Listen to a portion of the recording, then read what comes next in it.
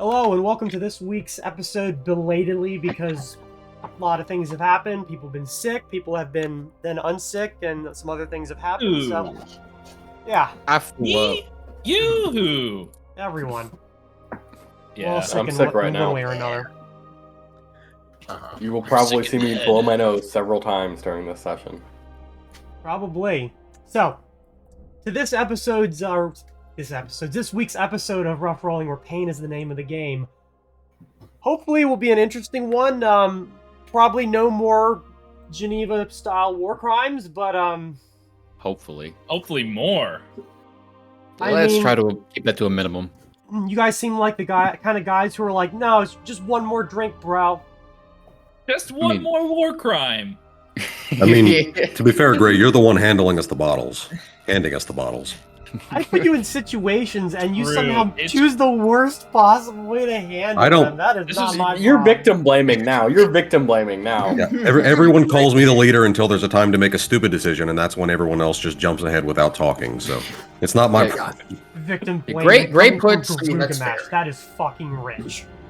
Yes. Yeah, the Gray truest puts a victim of us bottle of all. water, a bottle of milk, and a bottle of alcohol in front of us, and we always go for the alcohol. Rugamesh has suffered more than any other party member.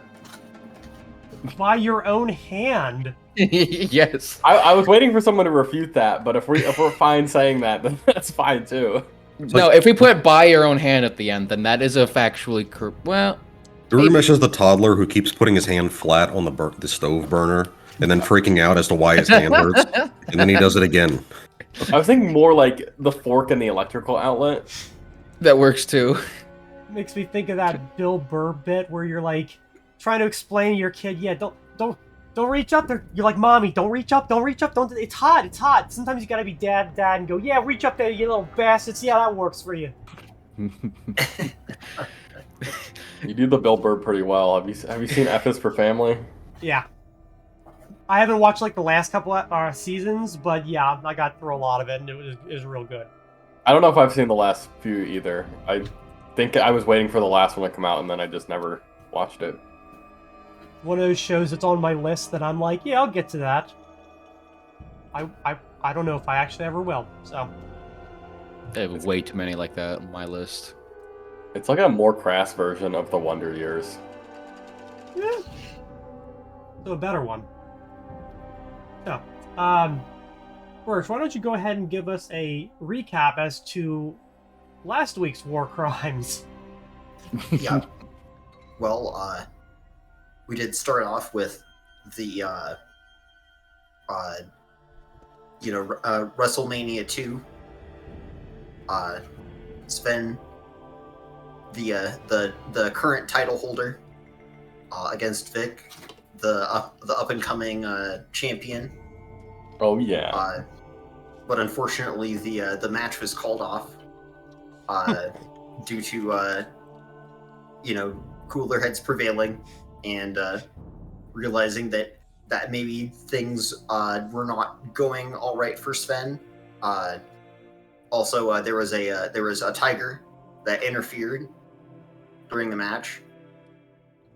So, had that DQ happen, it's okay. Now, is that ruling similar to like bringing a chair into a match, or? It Oh, is.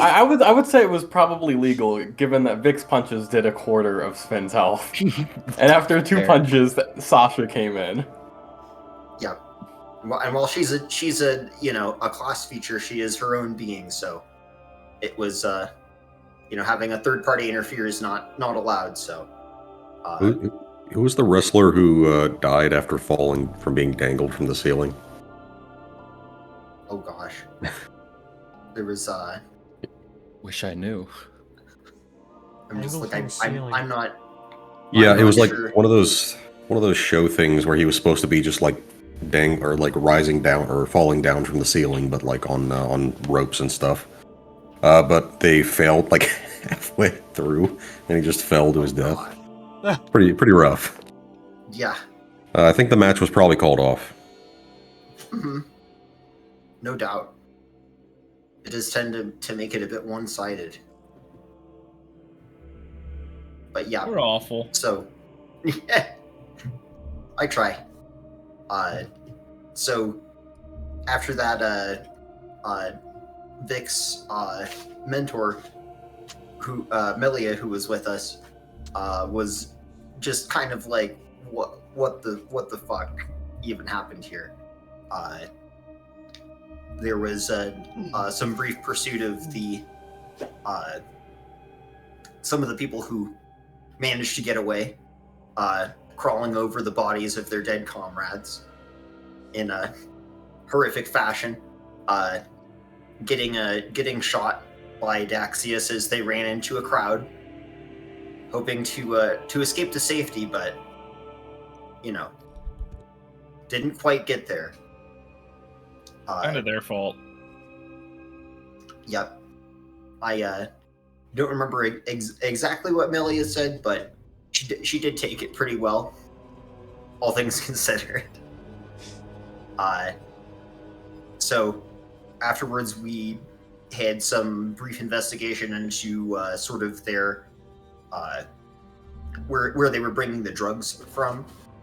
There was a privy behind that went over to the city wall, and that looked to be how they were transporting them. But we went back to the den, I believe. I'm pretty sure I made a D there. Got cleaned up. We had lunch. We had a talk. We did some research. We went back to Bannerhome, which is where on the way in, Garugamesh was ambushed by his younger brother, who got him into a carriage and asked him some rough questions. I think it was mostly about like how he was seen by the family and whatnot, and kind of guilt tripping him there. But yeah, he was also, definitely guilt tripping him. Yeah, being like your actions reflect on the family and such sort of thing, which couldn't have had anything to do with what just happened, unless he's really well informed. And then I think after those words were exchanged,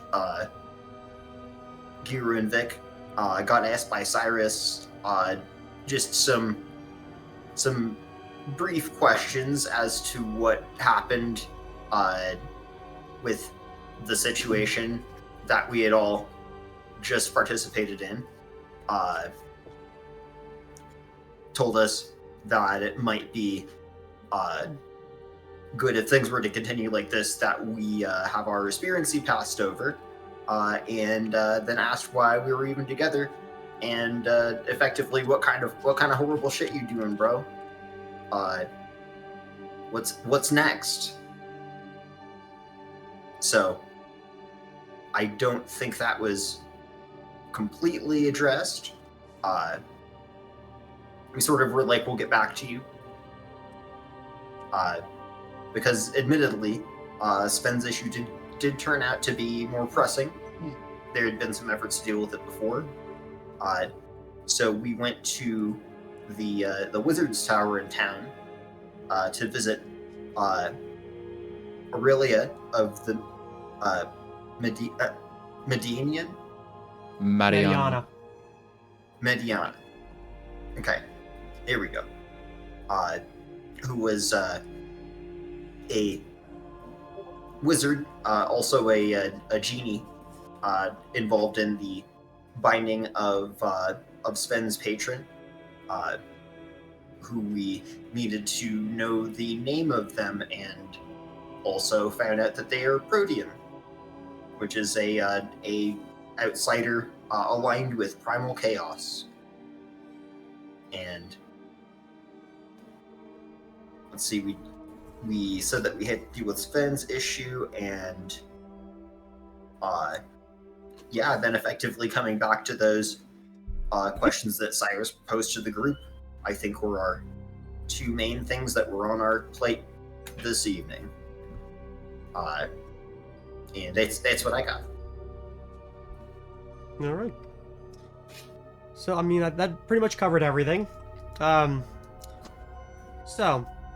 where we last left off, you guys had been allowed to leave from the Madianan Keep and make your way back down on your own. Take it away.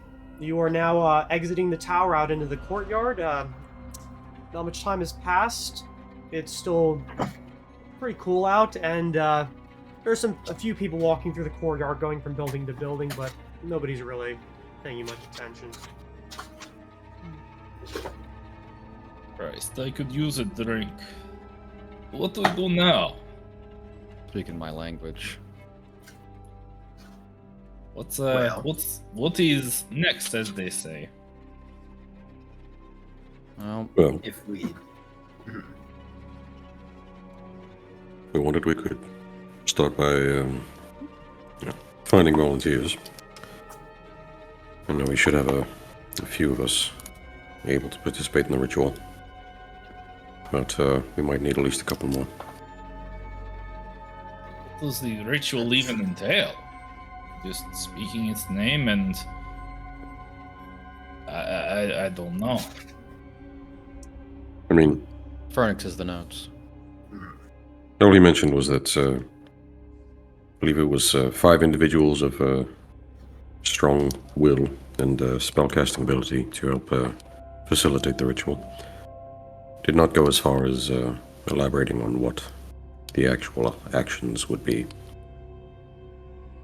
I think we have 3 people of spellcasting ability. 5. Oh, we need Said 5. up to 5. 3 is the minimum. You can do up to 5. Who's the 5th? Natari. That's alright. Natari cannot cast magic. Well, I No, don't shit, think. the wizard that's with you. Yes. Fuck, there's Atlas.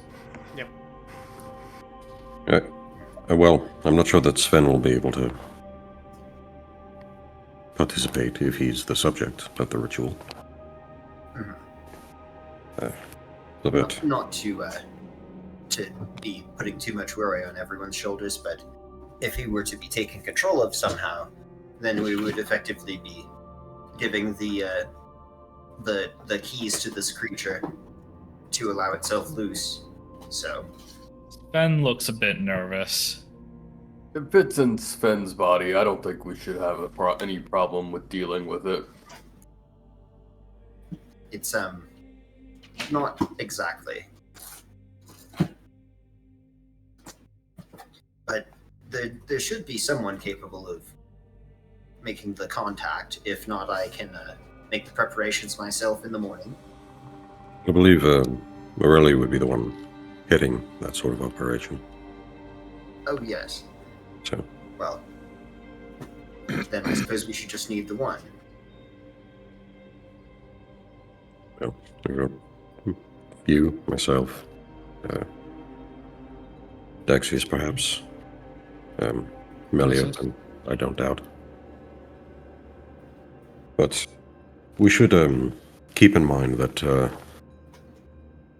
the other qualifier was was individuals with a strong will. And while I don't doubt that there are plenty who would be willing, I think there are some more suited to the task than others. I agree. We could perhaps use magic to strengthen our wills. I don't doubt it, but magic cannot fully override someone's weakness. At least, not in the sense that I'm thinking. Or compensates, if anything.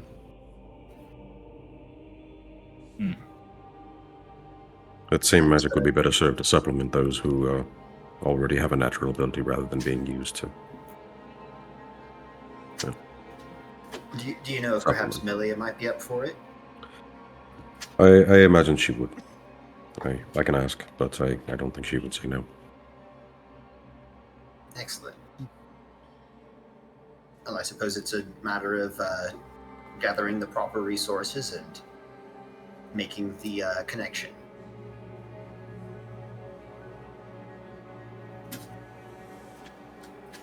which I'm more than willing to do right now. I just kind of look to Sven. Maybe we should, give Sven some time before this all goes down. I think you can keep a cap on it for long enough to prevent this sort of situation from happening again. I believe so. Maybe it comes in waves. It comes and then abates when it's sated. I think it's sated for now. It hasn't been a problem until now. Perhaps it was the violence that saw it come to the surface. If I'm honest, I think it was the boat ride. I wasn't. In the past, I've slinked off. I've departed from the party to sated. Just hunting in general in the forests, but Oh, I know. I wasn't able to do that on the boat ride over. I think Sure. that's what led to such an explosive result. I think you can keep things under control for a while. Then we certainly have a plethora of other things we need to investigate. Speaking of which, what do we have to do with the, Are there any other leads to follow up with concerning the shiver? Oh, the giant hole in the wall. There's Not sure also that that's- called tentatively. Hole in the wall? Remind me? Back in the den. Yeah. They were Oh, that's right. the cult members were the ones delivering the shiver through the wall, a hidden passage that Phoenix found. Can't Filled quite with see it now. spider webs, if I remember correctly. Yes. Of course. There's that direction. Of course, it'll be But, the underbelly of this city where all the fucking Uluyugs are. Unless we think we can find some way to get something out of Greeley. Perhaps seeing if he's competent enough to sort of explain himself and why he'd spent all that time dreamwalking. But I That's wouldn't something I defer necessarily to hope for you that. on. I don't think we're going to get much out of him. I don't think Yeah. so either, but it couldn't hurt. You're the interrogator here. You're better at it. I don't think it would help. Can't exactly be intimidated if you don't have a concept of what's going on around you.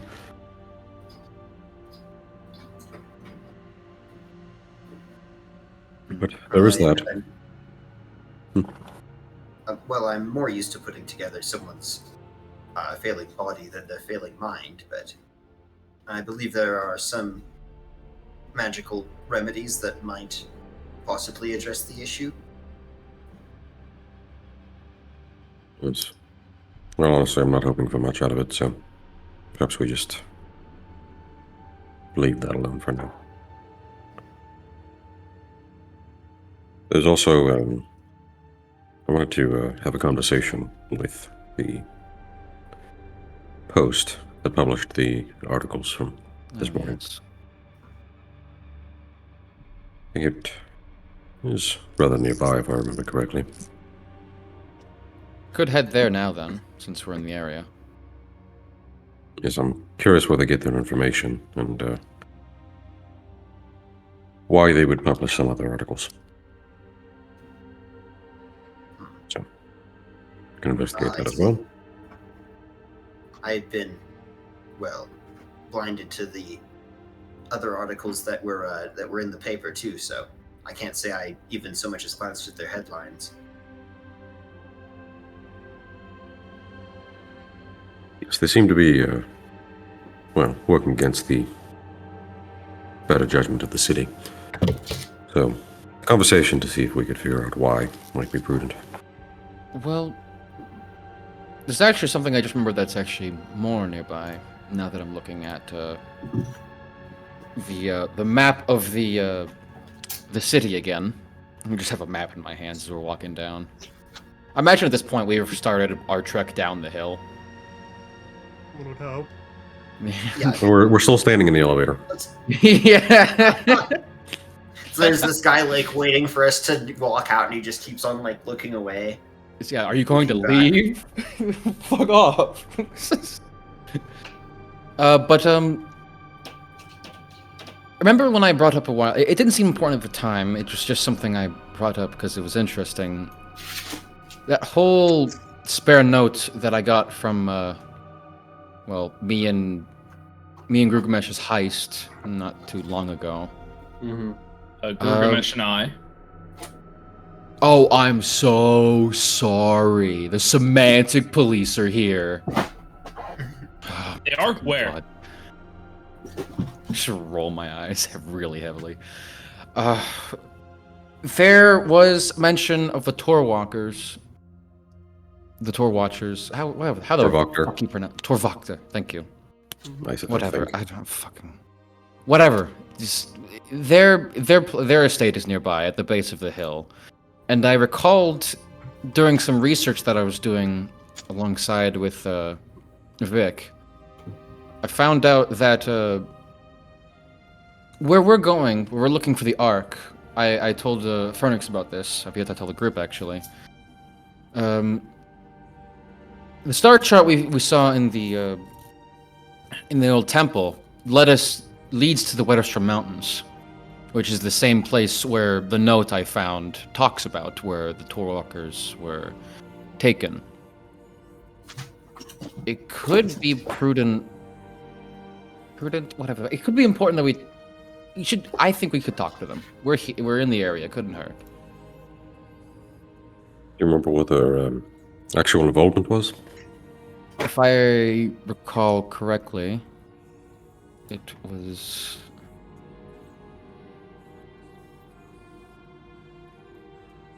The local noble was absent, and they said in the note that they were possibly taken to the forest.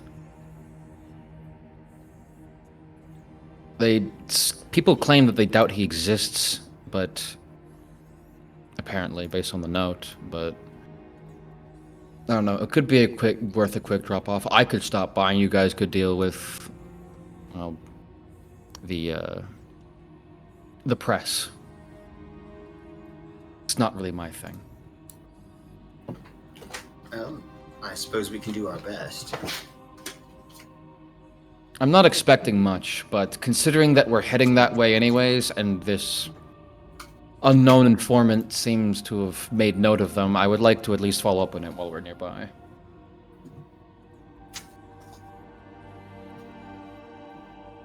Okay.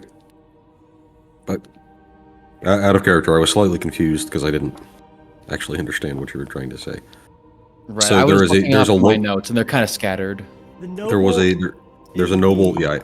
He's the person who owns the land. I guess when it comes to feudal society, That's do right. they Yes. technically own the land, or are they just administering the land? Either way, they're the noble that is responsible for the area in which this area has been entrusted. Including a town that I believe is nearby, but I haven't been able to dig much up on that. Yes, The note says that he specifically was in Loonbrook at the Pushed Daisies. No, once again, the Push Daisies is in the town. So the way I wrote that was in kind of shorthand, because it's supposed to be a note. Right. And no, the Push Daisies public house is in the town, not Lunarbrook. Yeah, we always get confused on that. Okay. Every single time, I know. Yeah. We may want to like amend the notes slightly. Yeah, I'll have to go back Just- to some of mine.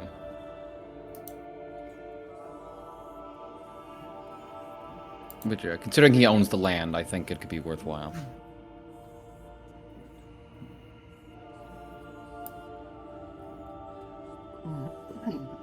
But honestly, Anyway. like he's probably based on the note, he's probably not even at his estate. But if anything, I mean, I could break in. if he's not there anyways. I'm not robbing the person, I'm just looking for information. I mean, if you think that's a good idea, then go for it, but you are effectively across the street from a Lunar Guard precinct. Oh, I'm aware. It's not like I haven't done riskier maneuvers before. I updated the What was letter, by the way.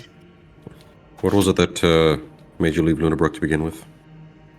Oh, You don't have to answer. But let's just remember to be careful and not overconfident in our own abilities. Breaking into a noble's house in the middle of Crown Heights, based on nothing but a hunch, is a bad idea, and we should be, at the very least, be careful. to We're be not clear, just- this we're is not a just- this is a lesser noble, but I see your point. When the guards get paid off, they don't think they care what the difference is.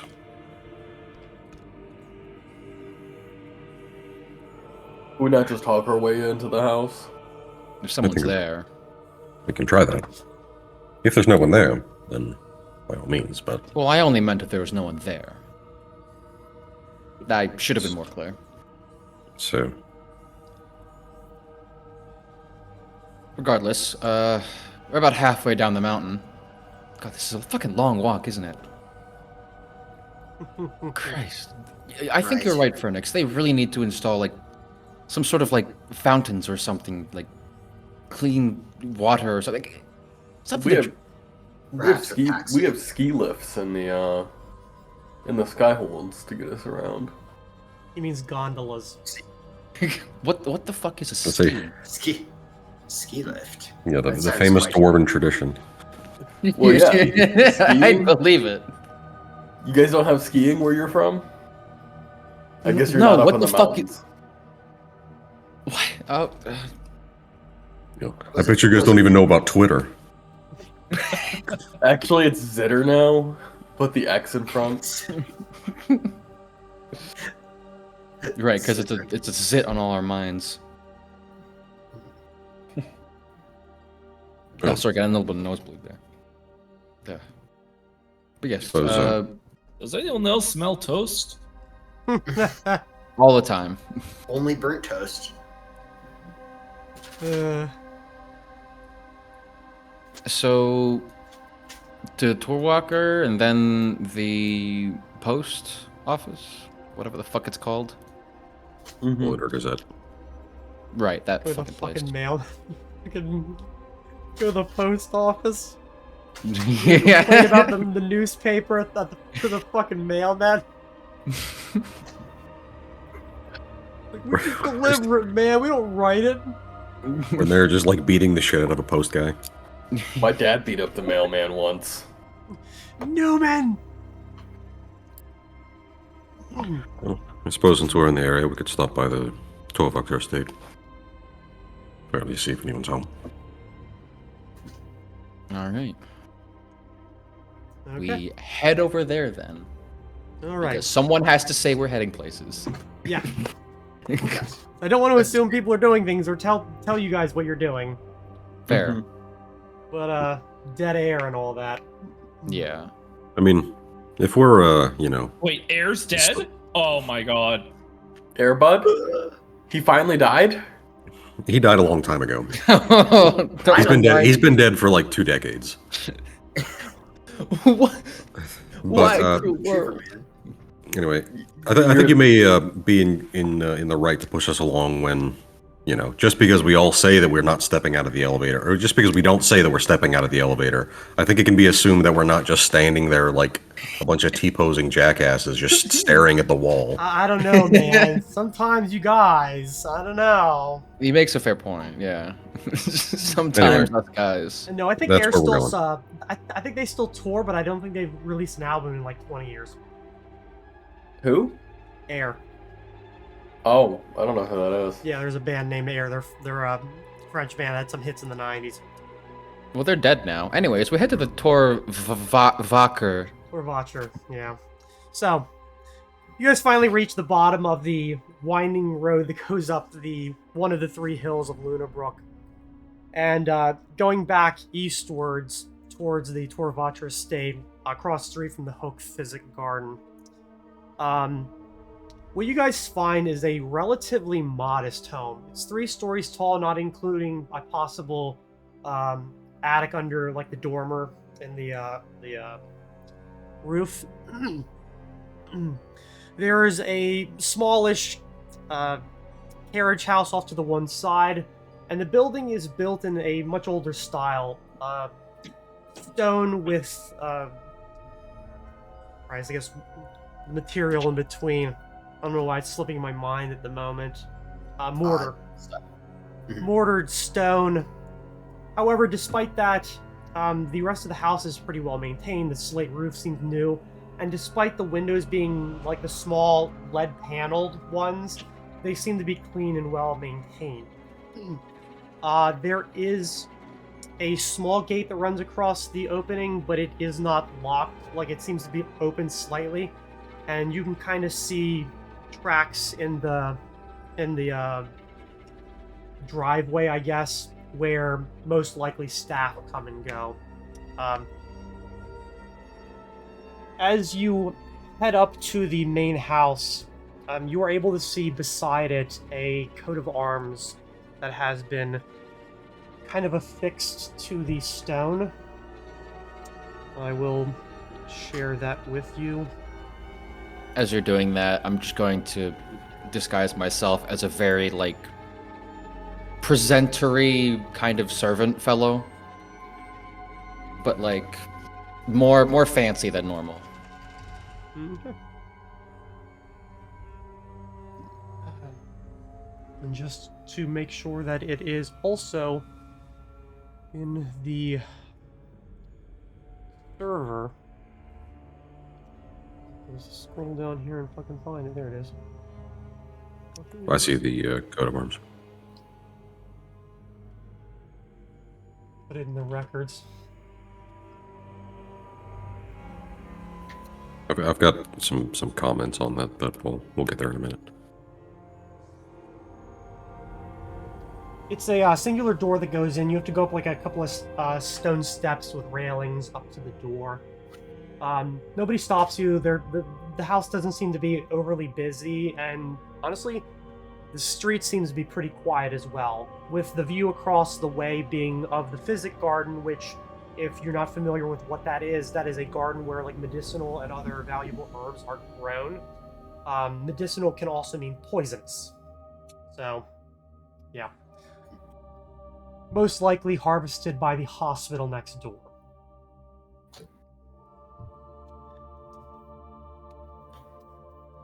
Alright, up to you. So we can walk up and knock on the door. Oh. You knock, and then kind of stand for a little bit, listening to like the birds chirping. The above you, even if you're standing like almost flush against the building, you can kind of see the tip of the tower above the slate roof. Excuse me.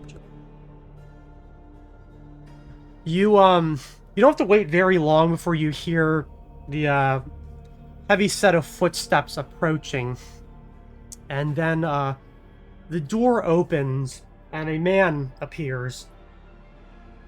Tall, I would say around like 6 to 6'2", wide-shouldered, very like dark, almost oily black hair, which he has like short cut and like kind of cropped back a bit.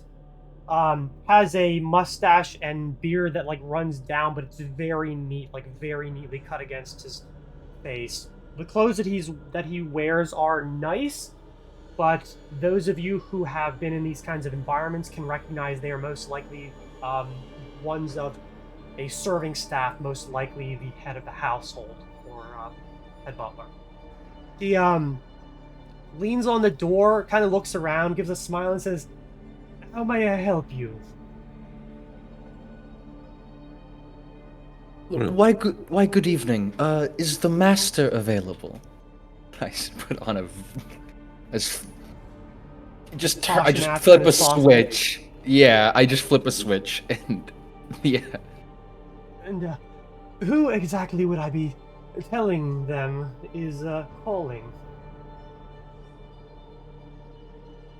I look to the others. I knew he. Crashers. Wait, hold on. I knew nobody had a plan coming here. Just like, yeah, Gilgamesh let's go. and Then we got to the door, Gate and we're out of options. Hey, Mm. Mr. Foppenhaus and compatriots. So, let them know that a friend of the Hatsbolts are here. Ah. Well, I can at least invite you in. I know the master has been in and out for quite a while. Please. And he steps back, opening the door to let you in. The interior of the home it's definitely nice, but it is much older style. Most likely well preserved, almost like having a historical home in a way. There are still like magically lit lanterns that are ensconced into the walls. Everything seems to be very well kept, and you are guided inside into a hallway up which a staircase leads up to the second floor, but off to the right is a drawing room with seats and bookcases and things like that. The butler just kind of gestures his hand over that way as he backs up to let you guys in. May I make a quick request, very quickly, that people make a perception check for something I have?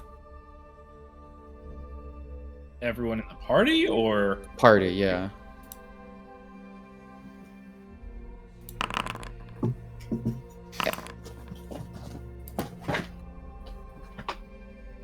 It's like, it's really quick. There you go. Okay. Anyone who rolls above 15, which is, it looks like everyone. I don't think anyone yeah. could roll below a 15, except for Yeah. maybe Gilgamesh or Sven. The shadow that normally like kind of shifts and changes suddenly takes a rigid form of like a rabbit, and it's like shaking. That's it. Peter Pan. like shuddering, or like shaking its head? Like it's like shuddering. Okay. That's it. Yeah. I assume we're relatively isolated in this drawing room. Yes. After you guys are allowed in, the head butler closes the door. It is kind of dark in here. Just naturally, the walls are painted, and they're kind of a more conservatively like darker color to them. And while things are lit, it just has the proportions of a home that is not made to be very airy. He kind of gestures for you guys to make yourselves at home and says, "I will go and see if he's available. Please. Thank you kindly. Make yourselves at home. I'll be back in just a few minutes." A bow, respectfully. He turns and goes up the hallway towards the rear of the home. You can hear his footsteps heavily falling on the wooden floors before they kind of peter off in the distance, leaving you alone. So, what exactly were you looking for here? Hoping to get an account of what they might have seen, considering that we might be going over that direction, considering our end goal. Well, not our end goal, but, Phoenix's people and all that. The maps led that direction. I would like to say that when the question inevitably comes up, that is, how did we acquire this information? I am slightly concerned about what might need to happen. If I remember correctly, this was not exactly stumbled upon. Yes. Well. Perhaps some of the dealings are more public than others. But might be worth playing things close to the chest, if possible. Right. We're still Alright. not sure exactly what the connection is, so it would be good not to make assumptions. I agree. You are right. To be honest, I kind of forgot about this until last minute, until I remembered they're nearby. So Well, we've had a lot on our plates lately. yes, we have. Well, I think. Well, the Hatsbolts isn't a fake name. It's actually a real noble family. I can just claim to have heard it from the grapevine and go from there. Yeah. You And guys we are gonna can have like say- 5 to 10 minutes alone, so let me know what you guys do. Can say that you're Crime? Can we do crime? Is that an option? Small fire. always an option. Yeah, it's usually an option. Can say that you're what's the word I'm looking for? Simplest word slipped my mind for no fucking reason. You could say that the rest of us are hired mercenaries to keep you safe during your travels, Yes. which isn't entirely a lie, I suppose. It's close enough to the truth. And believable. The best lie is a half-truth. Though I'm not sure if he looks regal enough for the part of hiring us. Well, Expect said us to I be was- quite expensive. I said I was a friend of the Hatsbolts, not one of the Hatsbolts. You're starting yourself off with a servant, then. I don't Yeah. know that royalty is necessarily what they were expecting.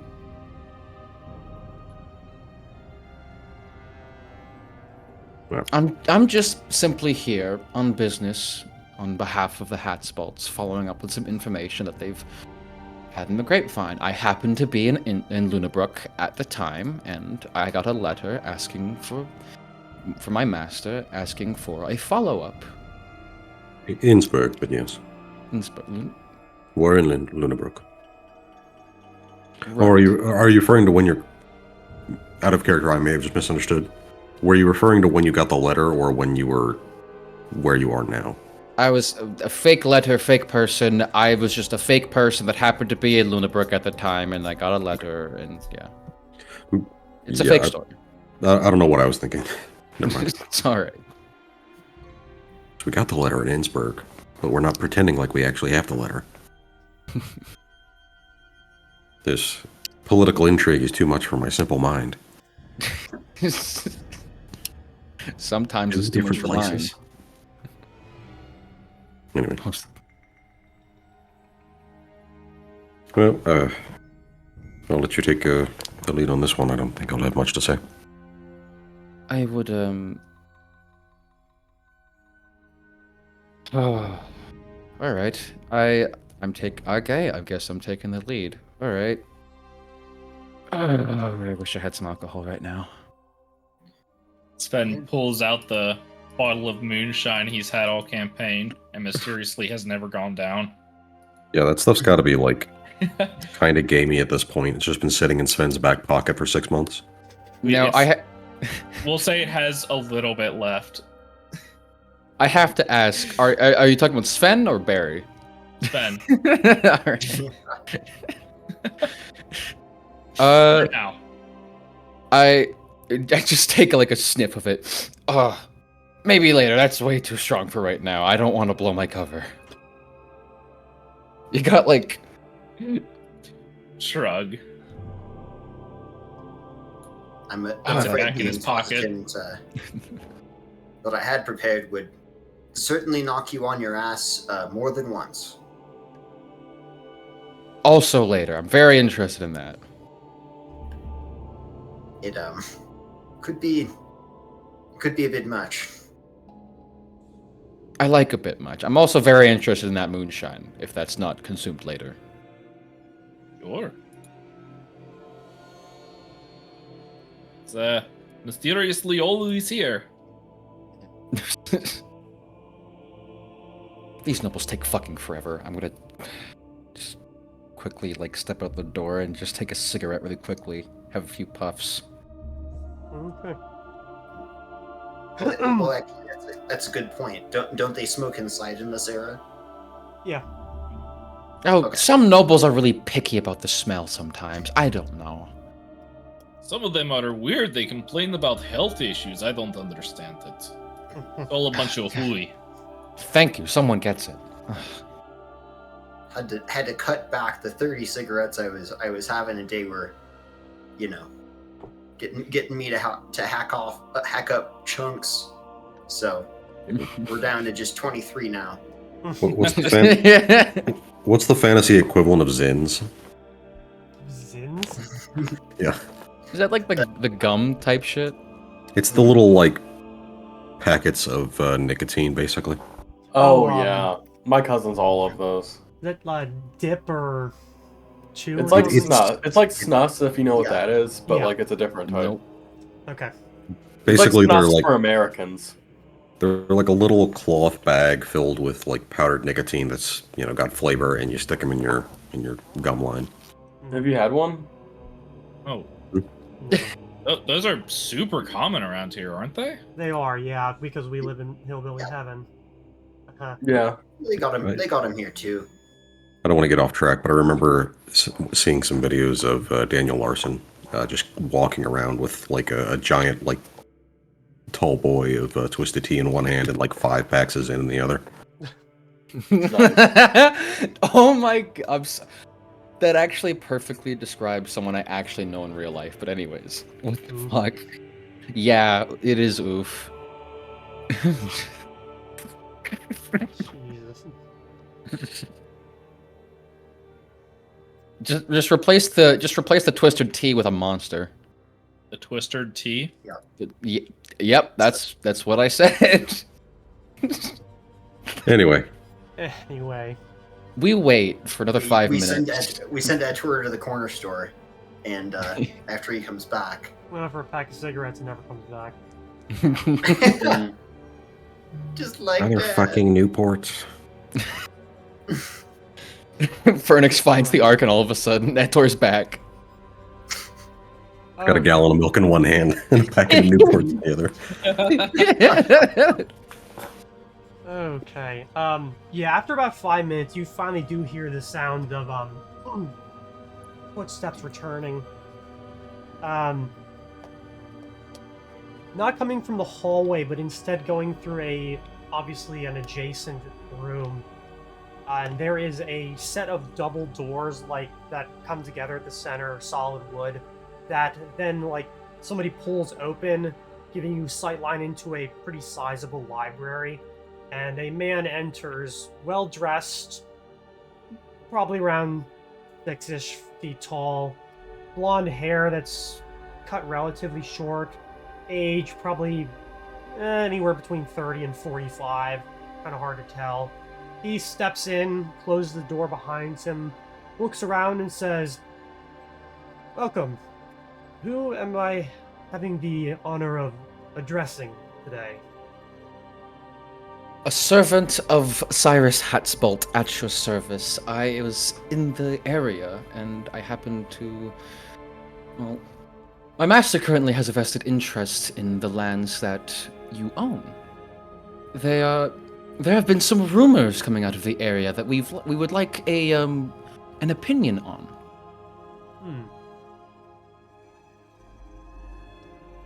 Forgive me. It has been a long day. You may call me Jace. Certainly. He kind of looks around. Everybody's standing, sitting. What are people doing?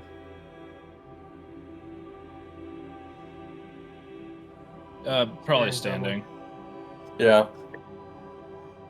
Forgive me. These are my mercenaries I have bought for hire. You see, this city is very dangerous, especially in the circles I tend to look into on behalf of my master. I'm gonna actually roll an intimidation check, not to just to look like an intimidating mercenary that you don't want to fuck with. I'm not trying to scare him or make him submit or anything. I just want to look the part. I'll roll with you. That sounds fun. Respect, Yeah. but I don't think you need to roll. I think Land's got that covered for on all fronts. Just by being in the room. I mean- love the attempt to intimidate with a nat 1. Mm-hmm. The camera, Groogmesh's new haircut is not very intimidating. the camera is scrolling. It starts on Fernix, who has his arms crossed. Sven Well, has like a hard stare. Vic has his hand on his weapon, and then it like scrolls over. Because he's a dwarf, it goes down, and Gilgamesh is picking his nose. That, or I was imagining him trying to like lean against something, and he fucking slips and falls and hits the floor. Like stands up. Hope nobody saw that. Yep. We all saw it. I just go with cracking my knuckles, but you know I'm like cracking them the other way, and then you get to the glowy arm, and just the fingers bend all the way back until they're like parallel. It's no visible sign of stress. I mean, I guess I can roll since we're all doing it. Wow! Yeah, not, even, Wow. not even that good. Oh, +2. still the hot. Still Still the highest. Still 20. Yeah. Still the highest. You know, It's literally just standing there. Menacingly. Standing there menacingly. Wee woo, wee woo, wee woo. yeah, Vic's just not even paying attention. The nobleman looks around between everybody, kind of has like a amused look on his face, and says, "Well, I'm nothing if not knowledgeable of the area. My family has maintained the land for quite some time. What is it that your master is looking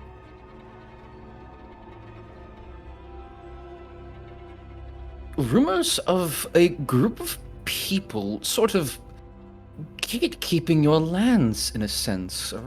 It's been odd, and considering my master is very interested in magical means and artifacts, they were quite perturbed by some of the rumors the locals began to spread. They sent me a letter. I only received the letter this morning, so I'm quite alarmed by it myself. What do you know? Anything could be of help. Give me a bluff. Absolutely. Big money in Atlantis. The man, like, he's standing still, sort of. He has closed the doors behind him, and just is standing, like, in front of the door with his hands folded into the small of his back, and says, "Yes, outside the town of Bannerhome, there is a magical barrier that I know that the chasers have been keeping up for quite some time." As Origin he's of saying which- this, I'm just furiously taking notes. You say the chasers? You said? Yes, the shadow chasers. Always been Okay. rather Shadow interested in it. chasers. Perturbing.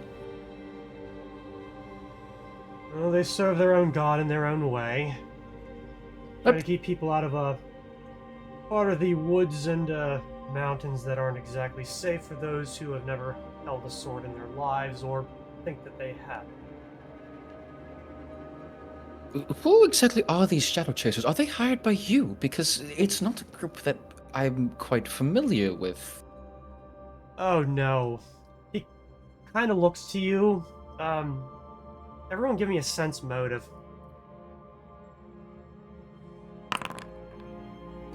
I'm gonna roll the highest. Called it. There it is. Yeah, Daxius, you and Vic see a look of, like, disbelief, like, plain disbelief. He, they're a order belonging to the Lilianans. Something about, being the light in the darkness, chasing it away. Something like that. Noble adventurers who don't want to sign up with the Valiers or one of the free companies out of Dalmany and want to put on some religious airs. Kind of stuff. I see. Bunch of do-gooders and busybodies, but they don't hurt anybody, so we let them alone.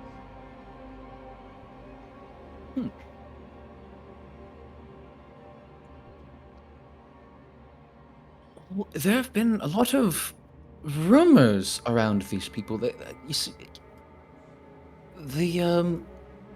the master sent someone to check out the area recently, simply to just as a courtesy. You send out a envoy to places to make sure diplomatic ties are still intact. And, well, when they went to the town, they were quite perturbed by a lot of the rumors. It's very superstitious and mundane in nature.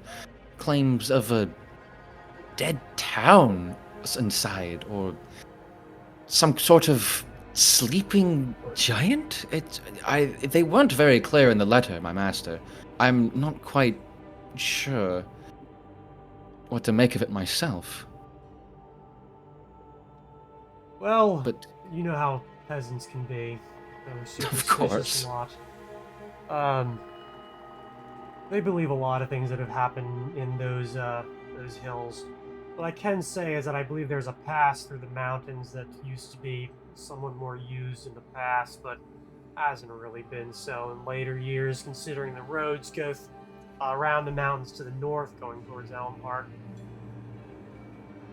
Which of the Hatsbolts is interested? This isn't coming from Cyrus, is it?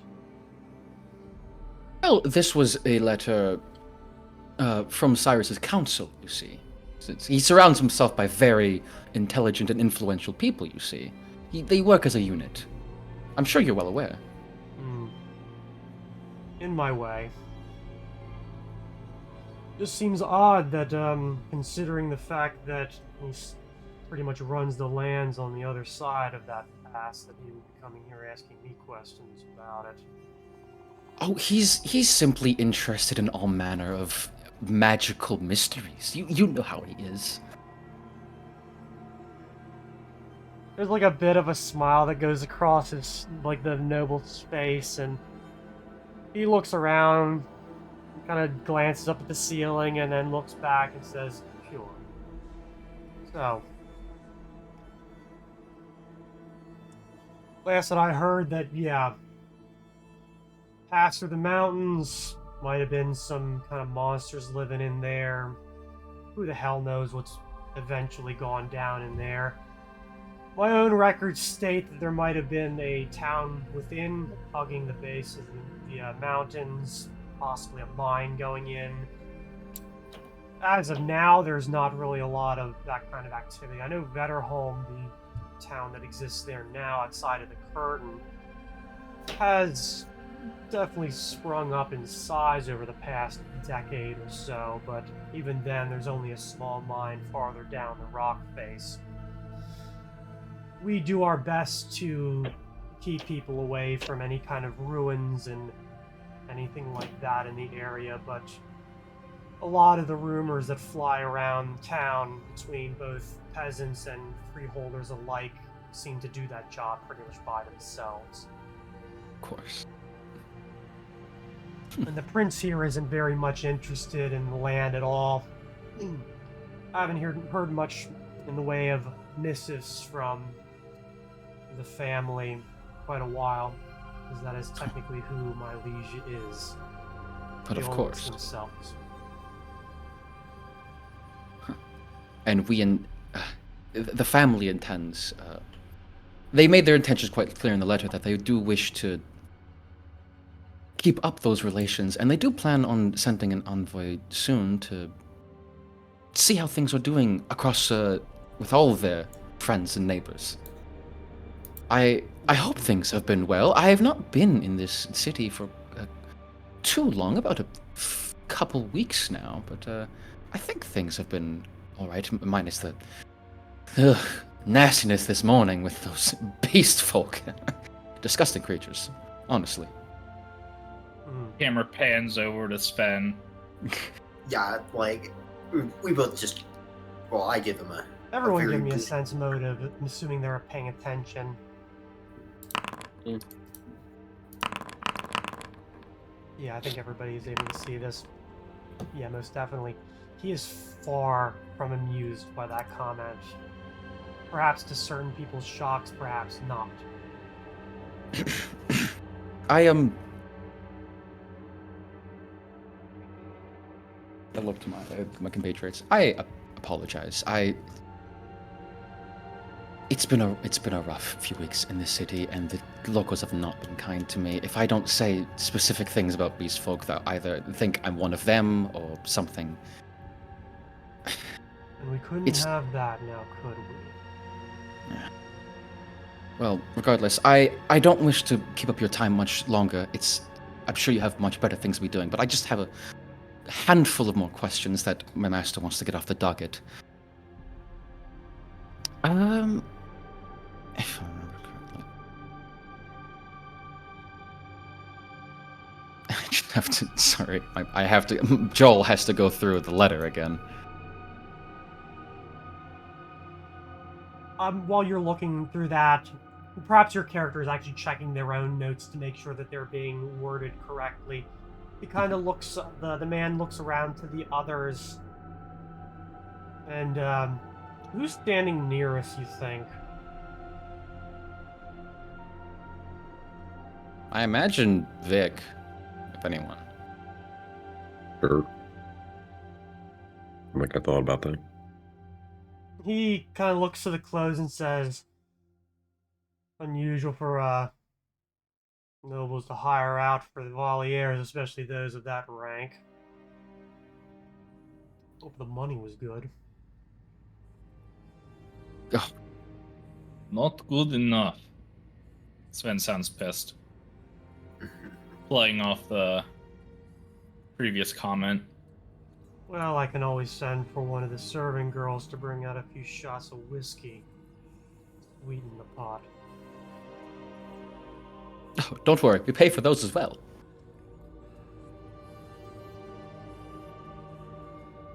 Yeah. As you look over that, I'm actually gonna do that as well as take a look at a map I keep somewhere in this town, in this house. Oh, of course. Yes, of course. I just had a question, but I can put a pin in that until you come back, please. Sure. Well, Miss Maisie will be along in just a moment. He like opens the doors without turning, like steps through, and then closes the door most of the way behind. You hear the footsteps retreat, going sort of in the same direction as the butler did previously. After a couple of minutes, you can't hear anything anymore. I just long exhale. This is going poorly. Yes.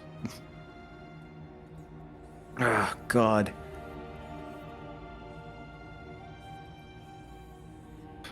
Fuck.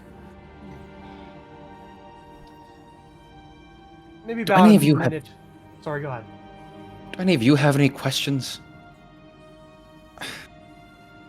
don't I was know, hoping to just kind of nudge closer a little bit, start with easier ones, and then move up. But We'll know what his favorite color is. What he's... I don't know. You're a diplomatic one. I don't think any of us are going to be getting a whole lot more information out of this unless we're trying to actually do so with a goal. It's very clear that he doesn't care for you right now. I don't think he really cares about any of us. Ask your That's fair. questions, be straight up, see if he's willing to give you the answers. all right. If not, then we leave. There's nothing Thanks. wrong with getting the information directly from the source when we head there later. We can try and assuage things if he takes the forthrightedness the wrong way. I'll do my best to. Fuck. I'm trying to puzzle out what the connection is, but of course I'm rarely so good at these things until every single piece is in front of me anyway. Fair Based on the enough. letter, there may not be much of a connection at all. They said that he was an owner in name. They also mentioned very clearly that there was not much interaction. Perhaps there is no interaction. He owns the name, and the lord of the area has been gone and indisposed for a while. It might have been that Involved. I think you might be right. It might have been that I read a little too into it. Now that I'm re-looking at the letter, when I read the local noble is absent, my brain thought I don't know what I thought. I thought that like he vanished or something, that he was no longer around, but I think they just meant he wasn't in that town, he was here instead. Like... So he hasn't vanished. That much is clear.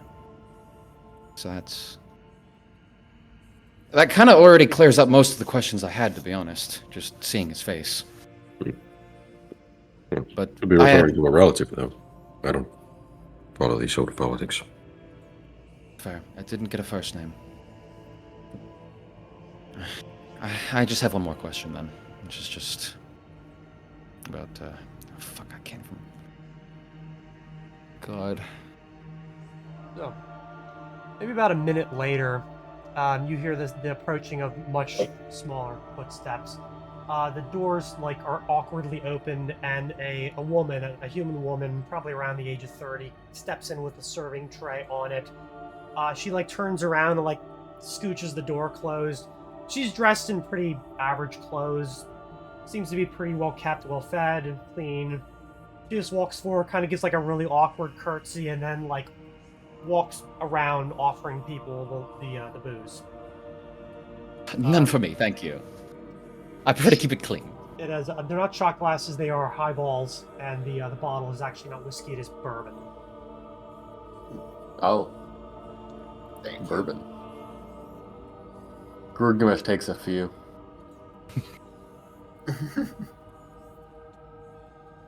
Sven takes Sure. 20.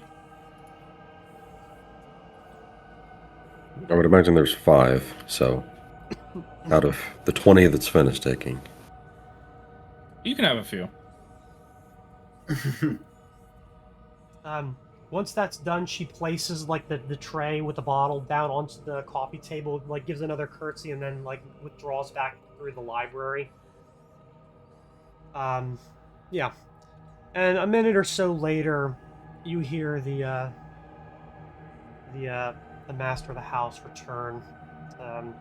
He comes in through the library, this time not closing the doors, looking at a few papers that are in a large book in his hands, and holds it down a little bit and says,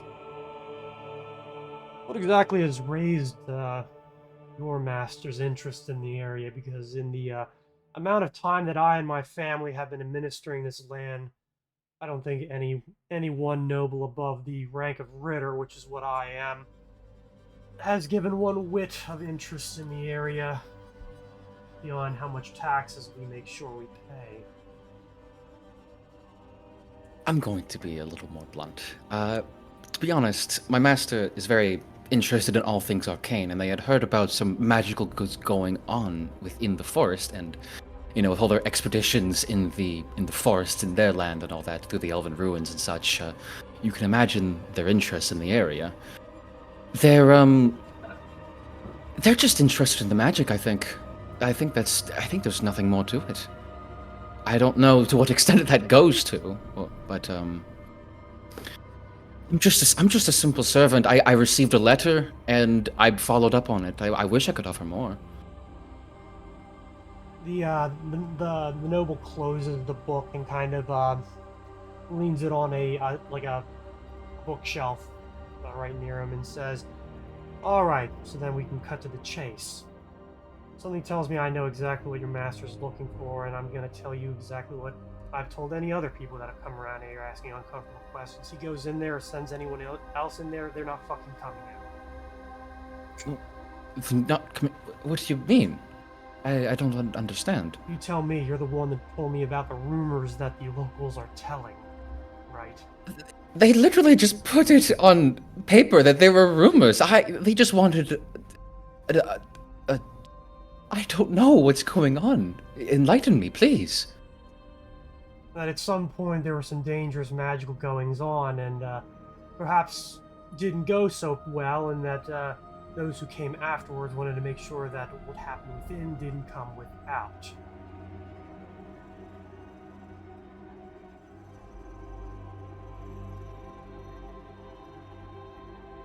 This is disturbing. Have people died? Or just lost? In which time frame? I'm sorry, there has been a history of this? How much of a history? At least about 700 years. 700 years? You're kidding me. Right. Have bodies been recovered? Well, there is a rather well-maintained graveyard just outside of the curtain line. So what, you have there about maybe 155 bodies? All from this thing? All from this thing, all from one day. Oh, sorry, 150 bodies in one day? Mhm. I'm sorry, I need a moment. This is... I hope you know that I do have to report this to my master. I can't promise that there won't be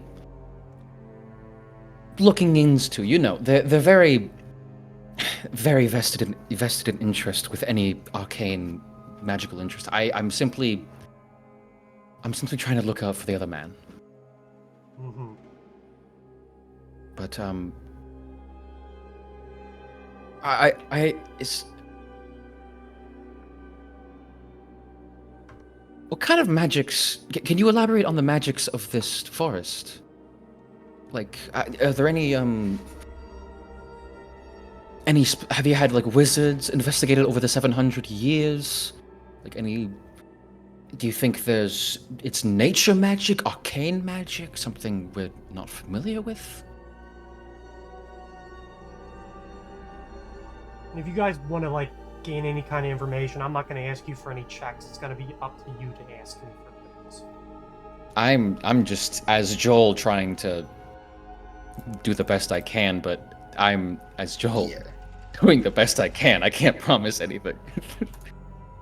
Personally, Might want to make some strategic break-ins here with the rest of us. I would honestly appreciate that. Personally, I don't know. My best guess, it is not nature magic. It is something that originated outside of it, and that can't be. How do I put it this way? The genie's been let out the bottle, and it ain't going back in. Phrase I absolutely love. I imagine that this isn't the most frequent recurrence if there were that many victims. Well, after a while, people start learning, hey, maybe we shouldn't go in there if we value our own lives. But of course, we get everyone from local adventurers thinking they're more hotter shit than they actually are, or all the air punks looking to make a name for themselves, or just idiots thinking that there's a easy score laying within. I let them find exactly what they find. They're adults, they make their decisions. Has even a single one come back? Most Over the likely. 700? We've had some people come out, usually, let's just say they don't got all their marbles. Do you know any names of one who might have made it and is still alive today? Personally, no. The ones that at least my own father knew, I believe have most likely died by now. Most of them don't survive too long afterwards. Speaking of your father, considering there is a history of this over the 700 years, do you have any living relatives, brothers, sisters, fathers, even grandparents that I might be able to speak to? Are they in the area, or perhaps would I find them back in... Just me. Just you? All is left. I'm sorry to hear that. Is this recent? No. Parents have been dead for quite a while, and never really had any siblings, and I haven't bothered to marry at this point. Been too busy with other prospects. So. I think that's all the questions I have. I do just want to do I want a sense motive just to see, I just want to see if, like, is he telling me everything, or is there, like, a sense of, like, stop pressing, fuck off? Yeah, give it to me. You can tell that he's not telling you everything, but the attitude that you get is that he finds this insanely amusing. Just really, Fair really enough. amusing.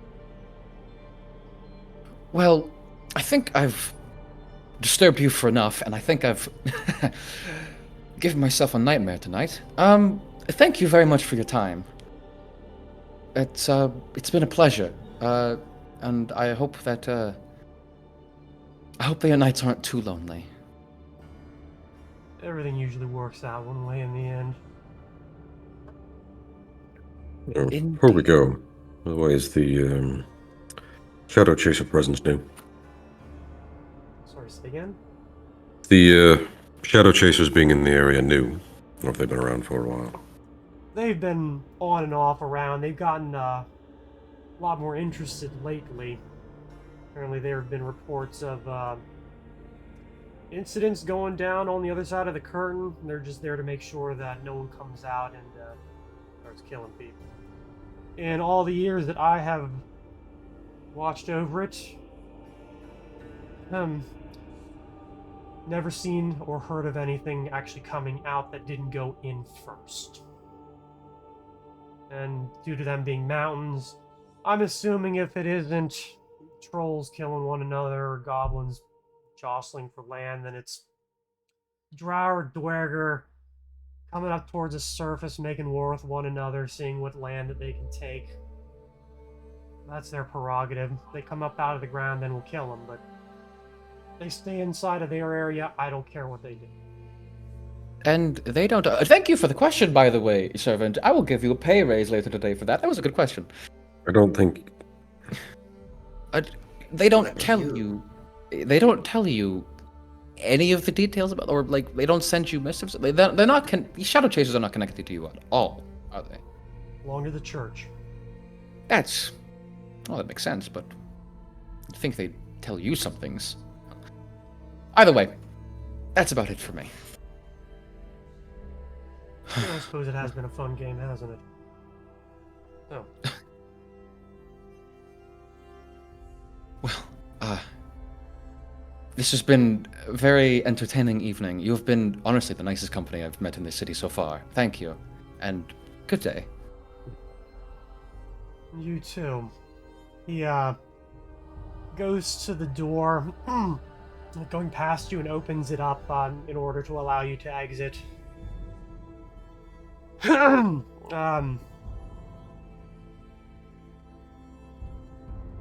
guess how do I put this? He's definitely pleasant as you guys exit. I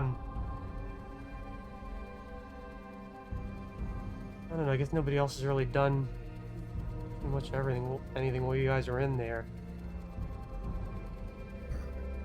As you guys filter out whatever way you go, he lets you go, like, descend the stairs into the driveway, steps into the doorway and says, well, I suppose I'll be here once you come up with more questions, because I do not think this is going to be the only time I shall see all of you. Next time, I'll drop my disguise if you drop yours. Like, steps back in and closes the door. Like, as he says that, immediately, like, drops. Yeah. Just tilt my head to the side, like, what can you do? Shit. Can't blame us guys for trying.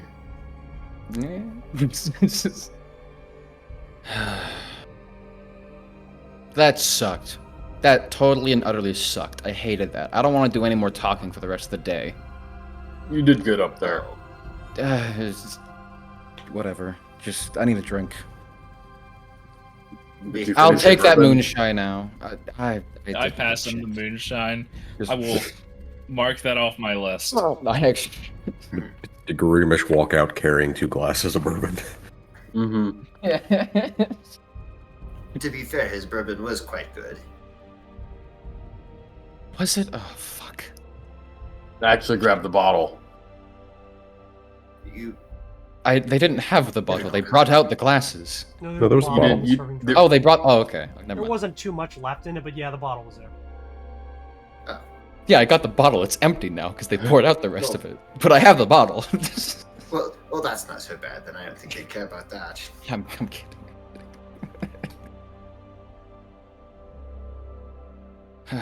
Well, I'm not gonna lie. I was hoping for something more. I don't know that there was much more we could have gotten. Not the pretense we went in there with. I was, honestly, it's partially my fault for misreading the letter, but whatever. It's just... We got other things to do in the burning daylight, post office. Ugh. Guess that's where we head afterwards. As we Going to walk... kill a mailman. Yeah. As we walk, I'm just gonna drift to the very back of the group. Well, that's... So Daxius goes to the post office, the rest of us go to the Lunar Gazette. Yeah. Yeah. He doesn't know why he's going to the post office, but I was day drinking earlier, okay? I was just told that we need to go somewhere.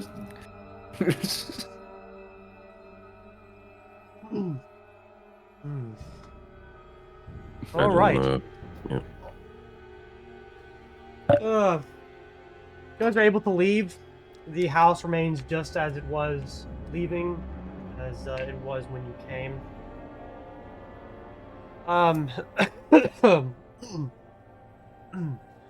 He was able to go up the street, back around the corner, kind of coming the way that you just came in order to get here, and cross over into the far side of Wall's End, nearer to the Grand Temple of Nocturne, and to where the Lunar Gazette has its relatively small building. Still during business hours, so still open, still good.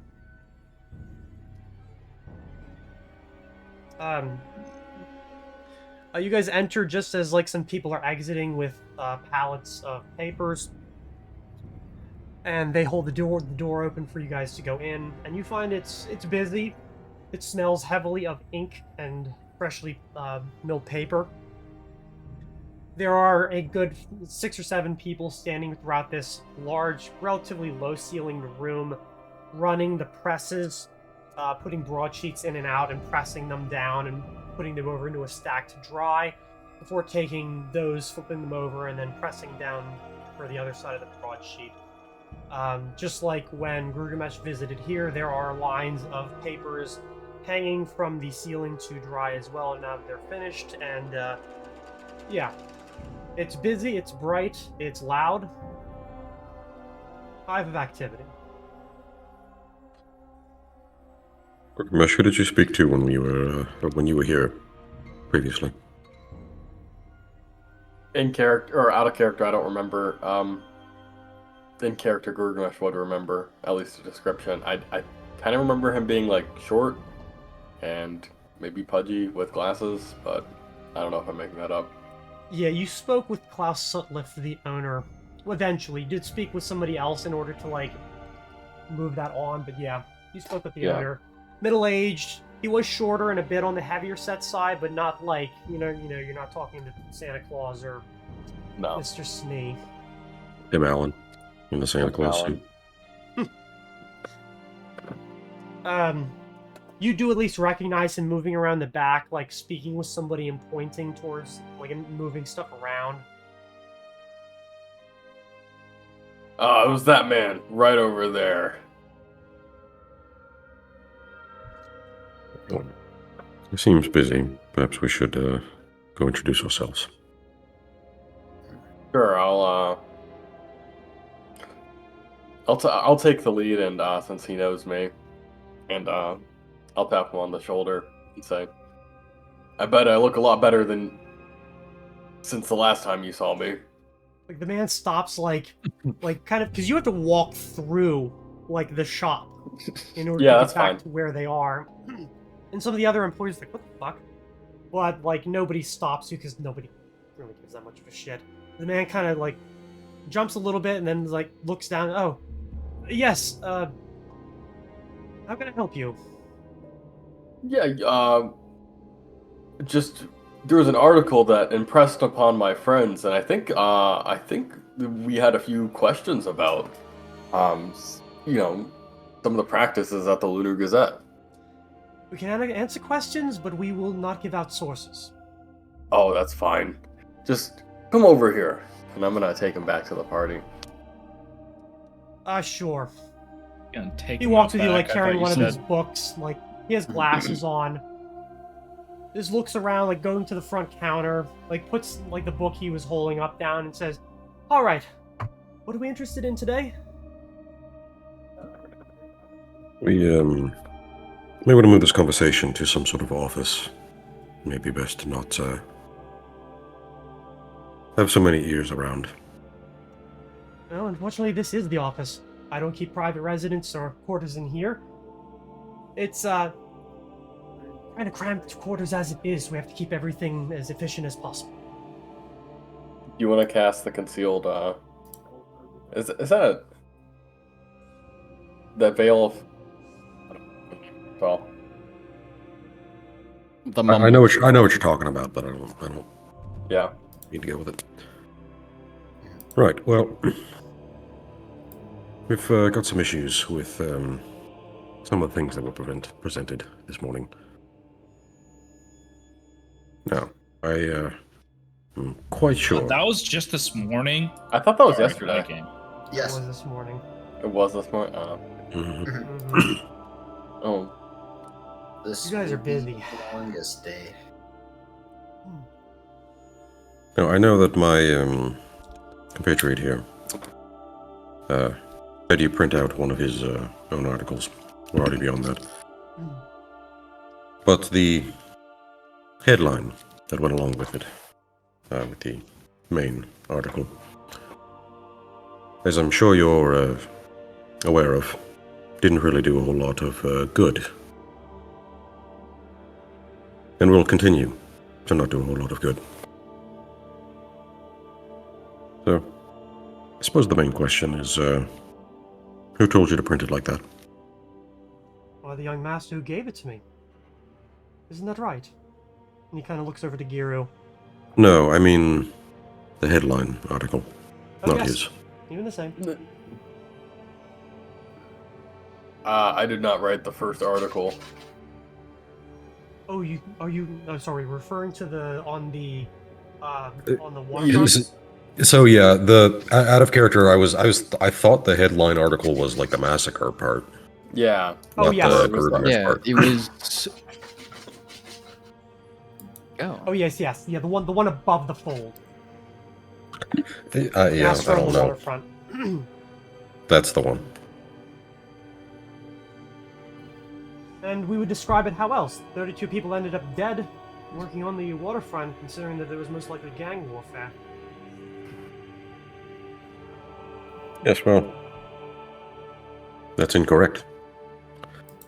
And whatever your source is either lying for their own personal benefit or so incredibly inept that they were making things up as they were going along. And that's going to be a problem, both for the people of the city and, well, some others. How many did die then? And how would you know?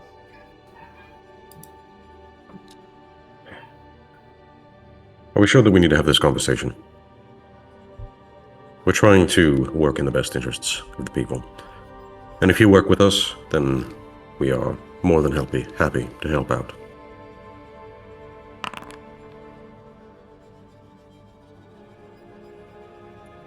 He kind of looks to all of you,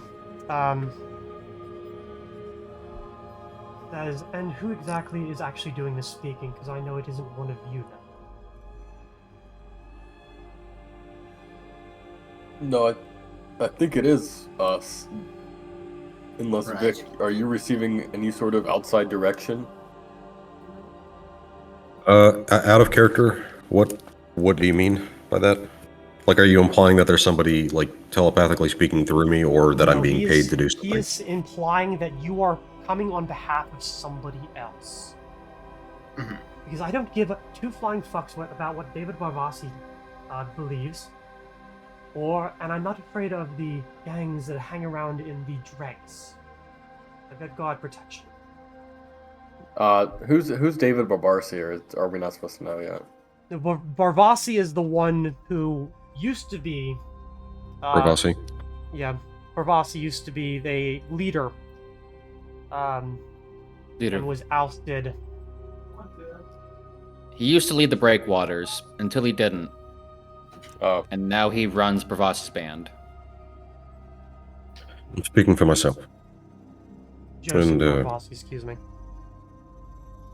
Say again? Okay. Joseph Barbassi. Sorry, I misspoke on that one. Myself and Yeah, who the fuck's David? the people of the city who are been negatively affected. I think there was personal concerns about the number of beast folk who were affected by the articles. Or it might potentially be. Fine. I was told to print it as I was told to print, mostly because my own reporters gathered what information that they could. These included the amount of body count that both the locals and the Lunar Guard were able to actually provide us on. And as for the actual events which went down, we took eyewitness accounts where we could, and No. leaned on the Lunar Guard where we couldn't. I will take responsibility for providing the details that I did in the second article, but I'm not the one that works at the newspaper every day. But it only took me one day to see what those kinds of remarks do to the beast folk of the city, and I would think there'd be a little more responsibility on your part to vet out those details to prevent, any sort of harm to perpetuate negative stereotypes against beast folk. Because it only took me one day to realize it, and I know you're not stupid. I am not. But I was also brought something that happened to tie in with something else which had happened. Truly, it was poor timing. I hold no personal animosity towards the more scaled or furred individuals of this city. Personally, people are people. Insight check on that motherfucker. Or, sorry, sense motive, whatever the fuck you call it. Yes. Didn't mention feathered, so he definitely hates the feathered ones. You can probably believe that he doesn't give a shit Right. one way or the other. Oh, okay. But does he know that articles in the past have led to something like this happening previously, or is that too far-reaching? Could I actually get from a natural 20 if, is this guy, someone who cares about actual, journalism, or is this just a guy who's just doing a job and wants to get his shift over with and doesn't give a shit about the repercussions of what he It's publishes? his business. It's his business, so he is the one running this business, but he also, Right. you can get the idea that he believes that you are here to shake him down. Right. That this most likely isn't the first time that somebody has come in pissed off about one thing or the other and attempted to rectify that violently. I'm gonna send a quick message to Vic and just say, I think considering the city, I think he expects us to get violent. It couldn't hurt to just tell him the truth that it was an investigation on a drug. I don't know. I'll go somewhere similar. So, for what it's worth, this isn't, the intention is not to cause problems for you, necessarily. It's to fix the problems that you have intentionally or inadvertently caused. Either way, it's not my concern. After all, don't you have a responsibility as an editor to what you print? Absolutely. And I verified everything to the best of my ability. Nothing came back to me as straight up lies. No, responsible in the sense to prevent harm from the journalism. Because it was that newspaper which incited violence in the streets. I will do that the moment that those kinds of stories pay me and keep me inside of a house. I do try to keep up journalistic integrity, however, that said, I also like eating and paying my own employees. So, if you're here to complain about something and you actually know something, I can print a follow-up article. But if you Those were know exactly absolutely my nothing and are thoughts. simply here to complain, I think that a follow-up article proclaiming that a few details about today's reports were exaggerated and misinformed and that the beast folk were not responsible. right. Right. So, what details are you willing to provide me, and what are your names? I already know that you're all the air agents, as you are wearing the pins. It's always nice when they identify themselves. So, Vernix Foppenhaus. Sven. Sven saying the first thing this entire time. Yeah, Vic is fine. I already know you. You can put me down as Sven. I will not. That's exactly who you are. Exactly. Oh. Got Fernix, Sven, Vic, also Sven, and the guy who's already left. The guy who's currently at the Another post Sven. office. Oh, don't forget about Etter. He's an equal part of the member of the party. But I think we should put Etor before Daxius. You're right. Etor, the party's leader. Ulrich is fine. Right. So, what details are you providing? And you're going to back it up how? This is where we might want to take a second out of game to clarify what we Yeah. should be telling him. Because that beast folk actually were more of a part of it than originally thought. I'm just gonna nudge Yes. Gurgamesh with just on the like kind of. I mean, it's Gurgamesh. I have to be a little forceful with it, but yeah. Gurgmas turns around, backhands Dax. Knocks they like all my introduced teeth themselves out. and immediately started beating the shit out of each other in front of me. Yeah. Oh, sorry, Dax. What did you need?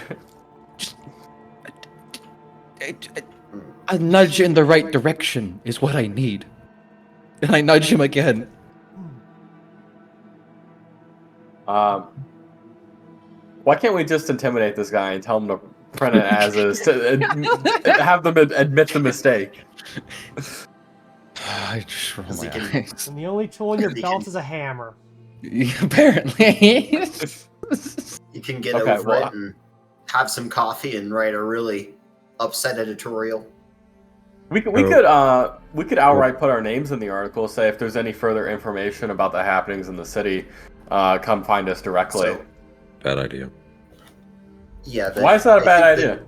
We're giving it so we should not be giving it our personal information and encouraging people to come talk to us.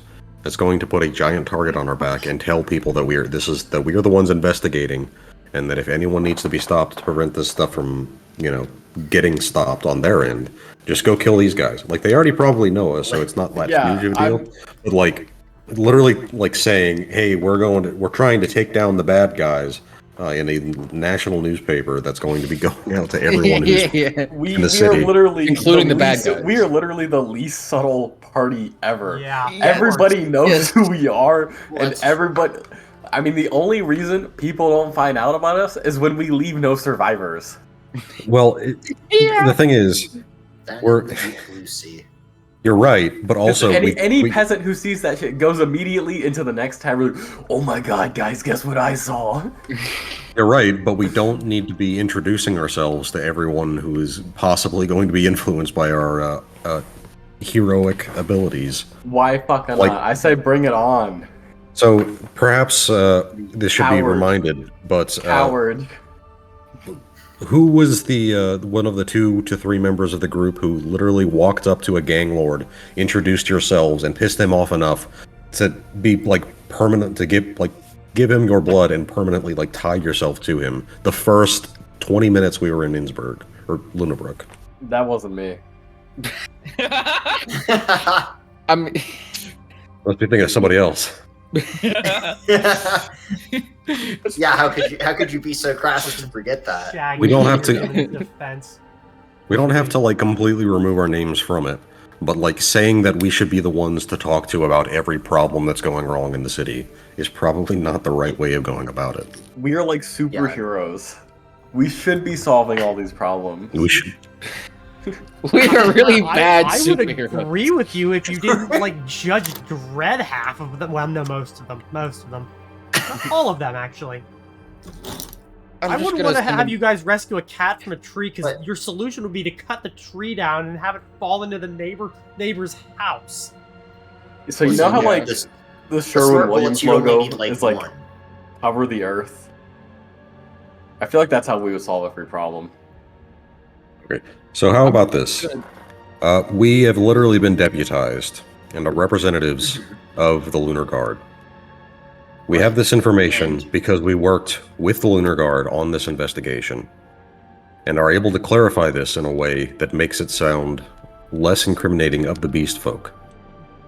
We can phrase it however we want, something along the lines of we can't give out specific details, but we can make it explicitly clear that the information that was provided to the newspaper prior was not correct.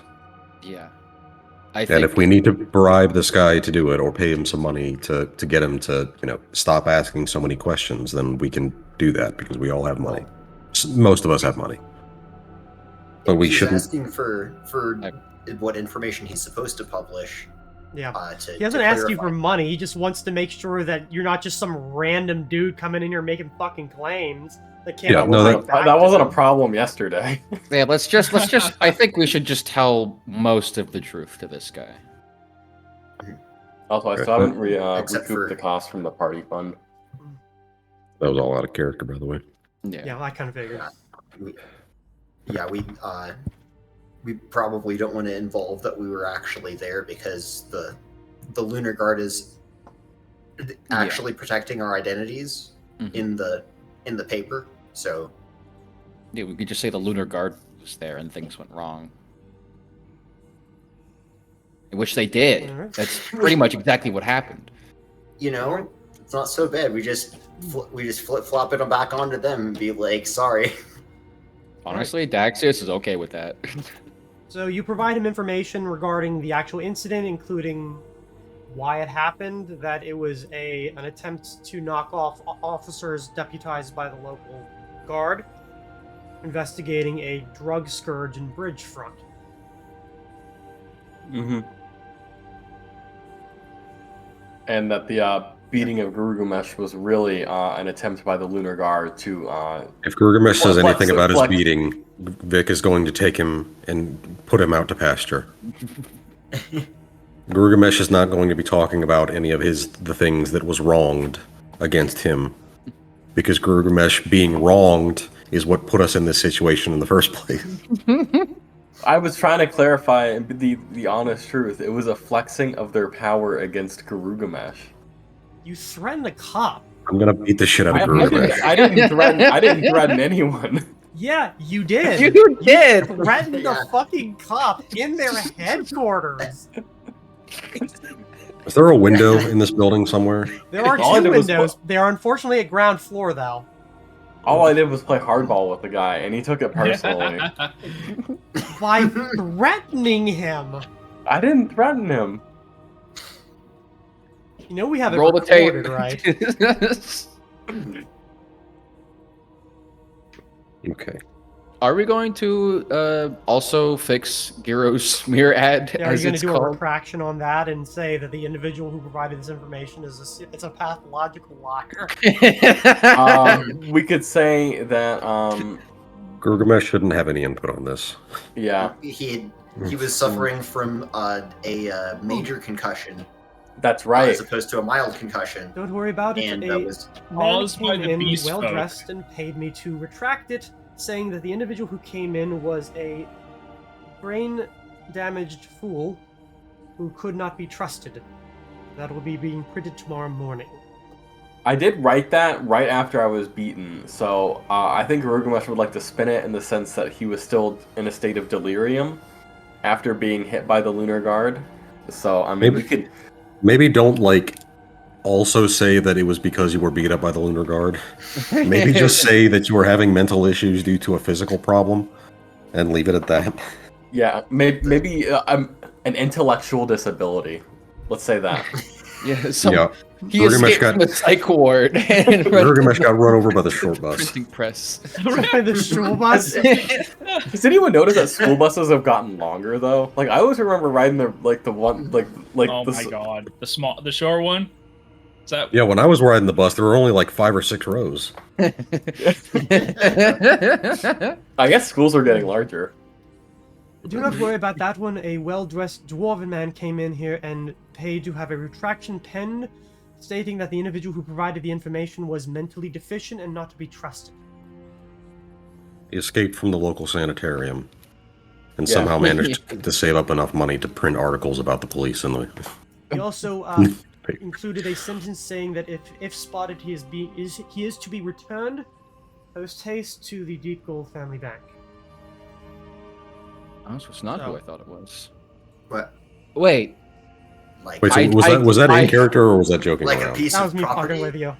Oh, There was okay. somebody who came in and said, like, to pay for a retraction, but that last one, like, if found, take them to the manager so mom can find them at the grocery store. No, that one's not true. Okay, okay. Just lock him up in the vault and give him a bottle of air or something. We'll be along in a couple months to collect him. Alright, so you guys spend some time giving actual information. Vic punches Garugamesh several times for trying to lie about something or another, I'm assuming. Yeah, I had a brain injury because the cops assaulted me unnecessarily. It's like, punch. That's really not. That's like not even a lie. That's just a different perspective. I'm gonna punch Gurgmesh again. Alternative facts over here. Well, it was unnecessary to beat him up, and he did have a brain injury. So I mean, Scheiße, Lugenpresse. The dwarf has many... He holds grudges. Very heavily. not anymore. I've Yeah. resolved to let them go. I don't think you have. Based on this conversation the last 5 minutes, I don't think you let it go. No. I'm talking about new grudges, not old ones. I'll still keep those. But when Daxia spit in my coffee this morning, I didn't even say anything about it. Oh shit, you saw that? Dexius wasn't even here. He was not. I'm He role was spending, playing. he was You spending the fool, night. I have a high stealth. He's bad in his I'm own role coffee. playing. And then blamed Yeah. Daxius for it. Well, I thought Daxius would want to spit in my coffee, unless like we want to have Natari spit in my coffee. I mean, Oh, Natari definitely would have. If she saw that newspaper, yeah. Is there any coffee that Atari doesn't spit in? I feel like that's just like It's her professional she sport. only she Whenever only spits in the coffee of those that she either really hates or really likes. whenever I get a coffee, Oh. like from Starbucks, I always ask the barista to spit in my coffee. Just adds a little flavor, you know? Yeah, little spice Give 'em- kick to it. Hey, listen, Alright. you give me a $20 tip, I'll do whatever you want to your coffee, all right? One time I found a Zin packet at the bottom of my cup. Yeah. But my mouth feels tingly. So, Anyway, I'm you dying guys spend the over next like half hour providing information to the best of your ability or trying to Yep. contradict it at several occasions only to be punched by one person or another. we still need to get Gurgmesh the baby Bjorn. here. And he takes it down, says he will run what he's able to past the Lunar Guard representative as he keeps a relationship with Captain Stauffer, and it will go out the following morning as it is too late in the day to go out in the late edition. It's fine. And And thank you. I have another idea if you are interested. I was thinking that the city being kind of messy because of this article, perhaps it would be kind of the Lunar Gazette to sponsor a fundraiser for those affected by the violence of the last few days, particularly regarding the beast folk. And if the Lunar Gazette were to organize such a thing and make a sizable donation, then I think that might be good for all involved. And Vic will take out 1,000 gold and just put it on the counter. Excuse me? Well, it's It's the best for everyone involved that relations are improved. He, like, as you say that, he actually reaches under the counter, but as you, like, because you reach down for your belt, and as you pull money up, he lets his hand go. Because, to be honest, when you said that, what I heard was it would be a shame if something were to happen to your legs. No, I think that's a very fair thing to assume from Vic because he has 1 point in diplomacy and 8 points in intimidate. So I think that's fair. And Vic does not hold a grudge. Yeah, and intimidate of plus 20. I mean, Yeah. you also We now know chose that he has those enough words power to to- use. It would be in the best interest of everybody if this were to could just- happen. Straighten his arm and punch the guy's kneecap so hard below the table that he falls to the ground and starts bleeding to death. That's how Vic So- talks. Yeah. Vic always sounds vaguely annoyed and upset about everything. I feel like. He's Yeah.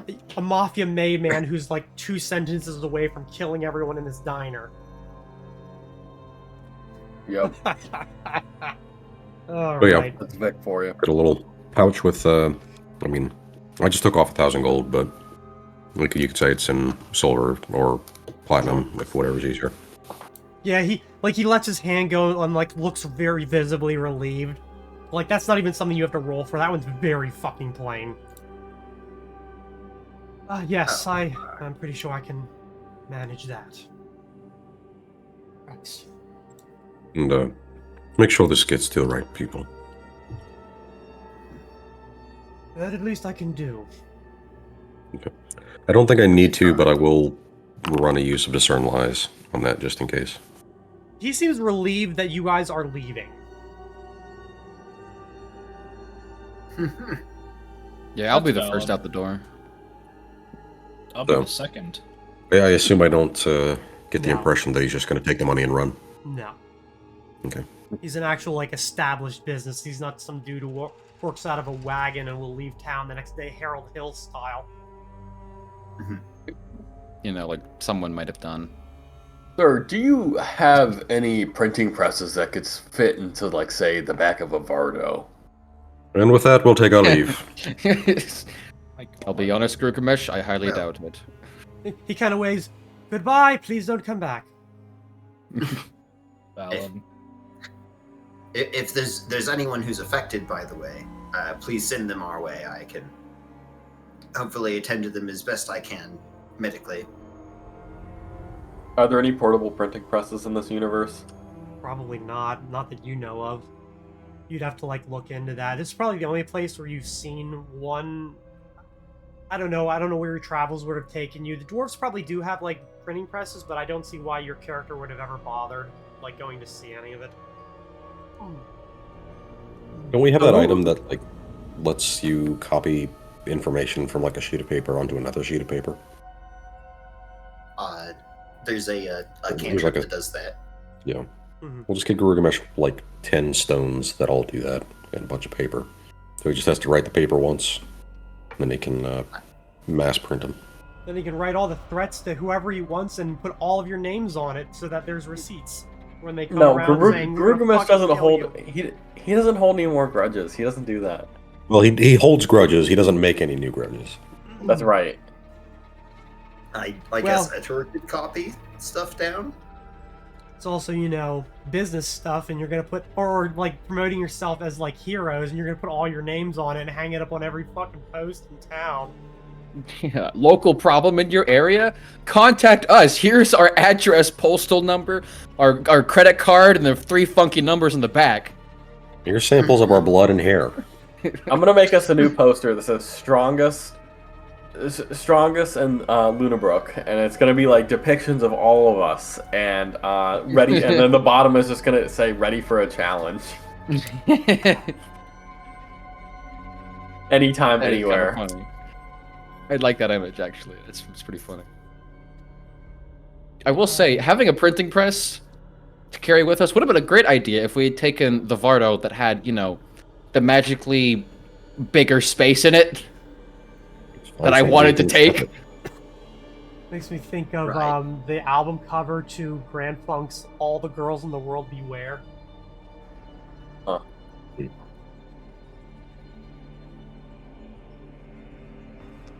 I've, I don't know. I've been loading the city of Lunabrook for about 17 to 18 minutes now. You Oh, might I just hate have very much to- if you did. Yeah. Oh. I hate when it does that shit.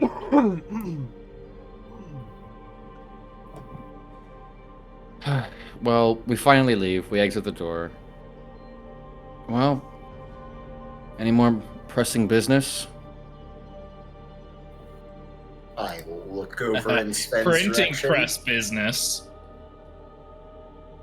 What time is it in the day? Everyone It's ignored getting that on joke. closer to. Yes. It's gonna be some time. Like it's probably on 5 in the evening. I'm not going to lie. Fernix and Sven, I'm very interested in that King of Scales. The more I sit on it in my head, the more it makes me feel uneasy. And I What don't is want this? to... That, if I'm being honest, comes Oh. across as a name that the kobold would choose for themselves. Yeah, it does, but it also seems like something that, in a city like this, they could rally behind. What is the King Honestly. of Scales? Well, let's see what they has to say for themselves in this handbill. I think Gurgamesh is the only person that wasn't there. Well, Sven wasn't there either. So Sven, you and Gurgamesh weren't there when they were given, and I don't know if they ever told you about the Oh, I broadsheet. I don't think so. I thought I had told someone had told Sven. Oh well, We I you thought have realistically- you have the bill, Fernix. I thought it was just Pernix and Daxius who knew. I wasn't sure if Vic knew or not. I think Vic was with them. It's Yeah, That was when me and Daxius and Fernix were all going to talk to Melia right. earlier today Yes. before we did the assault, I think. I'm just gonna kneel down to Gurgamesh. He's just a vendor down in the old docks that has some information regarding some of the investigations we've been doing. It's honestly, we don't think we're gonna get much from it, but we'll see. Be interesting. it seems to be a cult of some sort. Yeah, Probably a draken from the look of the silhouette, but of course it's just an image. I just think that, well, considering the three of us, I think it'd be good for us to check it out. So we're probably the Right. only ones who could get in. I mean, I could probably get in. No, I think it's best to keep far away. No, No, I could put on the hat of disguise, and then I turn into a gnome. It's not a beast folk. Well, Gnomes are beast folk. Might as well be. I just turn away. it does specify half orc and goblin too. But yeah, they would count. I'd advise against having less, what's the least offensive term? Peachy skin? I think the proper term is ancestral race, Inheritors. inheritor race, whatever. Yeah, that one.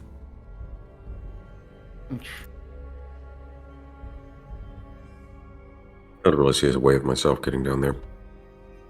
But it was worth investigating. Yeah.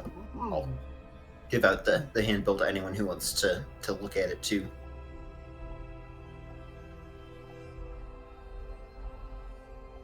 I guess no one. I eat it. I assume we've got it pulled up. That's why no one's taking it. It's not the most pressing matter on our plate, but it is something I want to check out. Otherwise, I imagine eventually we're going down into the sewers and looking into, well, the cult of the spider. Yes, I think we should investigate that first. But this King of Scales with stuff sounds pretty explosive. Yeah, Could be I'm worried. related. I'm worried, especially if you. That is actually something I thought about. That is a good point, Sven. Especially when look at the bottom of the page, it we should bring it back up again. It says a new dawn approaches. I've mentioned this before, and I'm going to mention it again. That screams rebellion, or something of the likes, or something's coming. Like, Well, Well, shoot. I mean, I think not necessarily rebellion, but a revolution might be needed to, cement beast folk as equals not- with the normal races. I mean, I'm not saying it's not needed. I'm just Normal saying- races? Normal. Oh. It's Gilgamesh, you are something. walking on very thin ice right now. Walking. I am trying. I have beast folk friends. Holy You- you do. At least I used to yesterday. I wouldn't go so far as to say we're not friends over this. Although, I wouldn't attempt to appeal to my logical sense as to why that is, as well. Yeah, I'm not sure why Sven hasn't tried to eat me. I've considered it, but unfortunately, I'm not into that. Oh, well, I didn't know you had even considered it. Gilgamesh, you've pissed me off a great deal, but I've got other things happening right now in my life that I can't honestly spare the emotional effort to care about it. I care about it later. Yes, well, hopefully by then it'll all be resolved. I hope. Well, The city won't speaking forget. of that, We need to put the King of Scales on the throne. Look, I'm not saying one way or the That other. would I'm be just best. saying I want to check it out to get their intentions, their motives, their methods, and whatnot. But I realize that there are more pressing matters. I just want to figure out what the fuck we're doing. We're burning daylight, man. Yeah. Let's head to the sewers. right. Oh, so we are doing that right away. Unless there's any other pressing business, I think. Vic, what are your thoughts? You're muted. I was thinking we probably wouldn't be doing much more today. Getting some preparation done for the unfortunately seemingly inevitable trek into the wall and the spider's nest. Oh yeah, do we need to prep spells for tomorrow? Yeah, I was going to ask about that. Phoenix, how are you doing in that regard? I've still got a fair amount memorized, but it was a rather fierce battle. Still, I think I'd be able to see us through there. There was those things I had sent Edward to pick up, but of course I'm not sure exactly how long it'll take them to complete that task.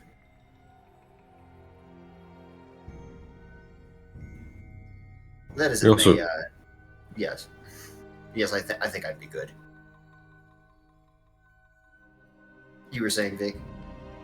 Well, it may be worth investing in some antitoxins, or perhaps something to allow us to more easily move through those webs, as they did seem quite thick. But, well, some things to consumable items to make sure that we aren't stuck down there. No options. It does make me wish I had prepared the chant for freedom of movement as I had thought of at the beginning of the day, but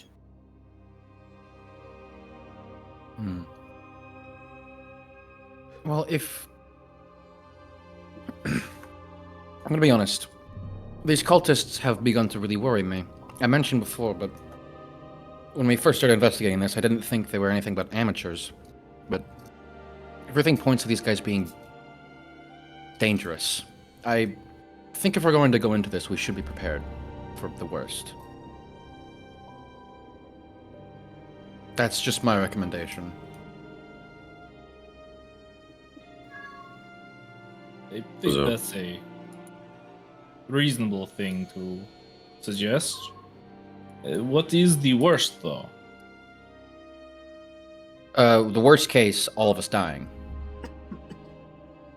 Well, We would Suppose that is a pretty bad case. get more specific. less that Do you- I guess we wouldn't have to worry about it anymore. That's a fair point. Yes. To be more specific, we are not going to be able to avoid the fact that they most likely already know what happened, and that their entrance has been discovered. So Yeah. if they've not already closed it out, which, if they had the capability of doing, I imagine that would have been done already, then they certainly would have set traps and are quite prepared for our eventual arrival. It's not something we can get around at this point.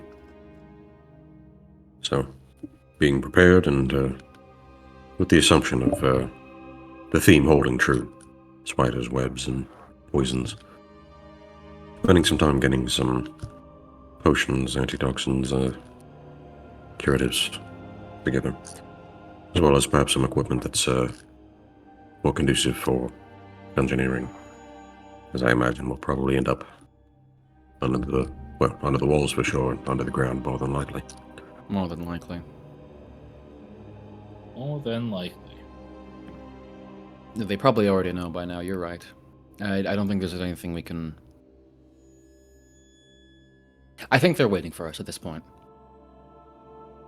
Safe bet. Right. So So we're all on the same page. The plan is to sounds like go into... if I remember correctly, that passage was very small. So I imagine we're probably going into like an Udiag plug or something. It wasn't very large, but I don't think it was tiny. It was Like, in wide the enough interior. for at least one person to walk normally. Oh, really? I thought it was like a hole, like a Oh mole's no! hole. It's straight up like you can walk. Oh, through okay. it.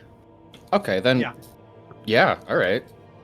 And those who got a good look, which I think is at least Phoenix, you're able to see that the crevice that is in the inside of the wall is pretty sizable. Like several people walk abreast across, and yeah, it's not like you're crawling into a fucking like Vietnamese like kill hole. Cigarette in one hand and revolver in the other. yeah. Look, we're trying to chase down Tucker's kobolds. That's what it was all leading up to. Mhm. Well, if it should be fine as far as movement is concerned. I don't think we'll have to break into the people shrinking potions. Not that I think any of you are familiar with that spell, but believe me when I say it's really more amusing than it is useful until situation like that. Yeah, I tried using a reduced person potion once. Never again. No. I don't think I've ever experienced this, but it does sound quite awful. Yeah. It's... I still have nightmares about it. Oh, Really? that sounds like a bit more was going on. I don't think that was just due to the potion. Tara, What you about this? bitch. That's a conversation for another time. Right. Well, All right. So if you all, Get our stuff. yes, a couple of us could probably stay above and do the shopping. And if the rest of you wish to, or at least check out this King of Scales situation, could be worthwhile. Or if you prefer, we can all go together. I think it'd be best if it's just me, Phoenix, and Sven. Well, we do have a couple of disguise hats and could purchase another one. I'd prefer the option to be able to fight out if necessary. It does sound like they're prepared for armed resistance. Possibly, but they're also entirely unknown. Personally, I'd like to just get a lay of the land first. I just want to go in as if we're just regular people, regular run-of-the-mill people of the city interested in what they're offering. I just want to see what they're offering and then decide where to go from there. I don't think there's any drastic measures that need to be taken just yet, but just based on what the letter we've gotten, I am prepared for such measures if we have to. That is fair, but I feel worried about the timing. It's only after, I'm assuming, more than one individual died, so people are more likely to make hasty decisions. Yes, likely. Especially if the paper's not coming out until tomorrow. And I admit, well, I wouldn't want to put the two of you at risk, but if they say that they're not distrusting of certain folk, then we should use that to our advantage. My concern with that is just that, should it be discovered that these are magical disguises for, trying to fit in, things could go much worse than if things were simply a slightly rough situation on their own. That was my thinking as well. If you think it's the best, I think we can make it work, but it's certainly something to be careful about. I'd really just like to get a lay of the land first. No disguises, no trickery, just see what they're about. They're still an unknown. I agree with Daxter in the sense that it seems like, particularly in Lunarburg, we've come across a number of figures who have suddenly been able to see through all of our disguises, even with the hat of disguise on. So I think before we try to pull anything sneaky, maybe we should let you and I should hang back and let them explore the community before we intrude. I feel like I do agree in some part. We don't know terribly much yet. My only concern is, if there's a fight, we'll need to think of a way for Fernix, Daxius, and Sven all to escape. Not saying that they couldn't handle each other themselves in a fight, but Daxius and Fernix are particularly fragile. Considering we're all beast folk, I don't see a reason why they would have to kill us, even if they found out we were with who. That is my way of saying that's the only reason I think that me or Vic should come along, but I don't think that's a realistic possibility. No, that's fair. I appreciate that. Well, if the concern was of fighting, then if a fight were to start, then it certainly wouldn't be between fellow beast folk, at least in the way you describe, but if there are other parties that are inclined against a meeting like this happening, then an attack could still happen. Or let alone that they recognize one of us.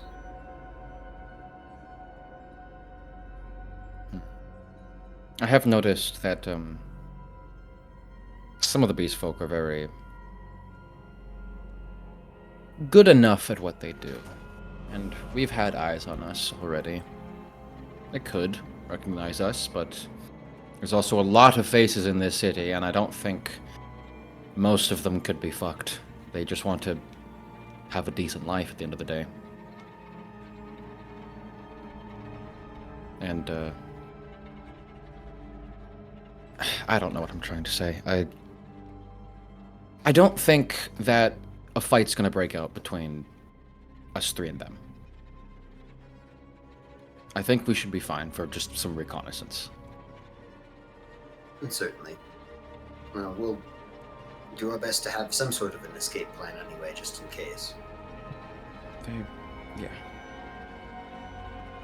Yeah. I mean, you know me. I'm always looking for a way out.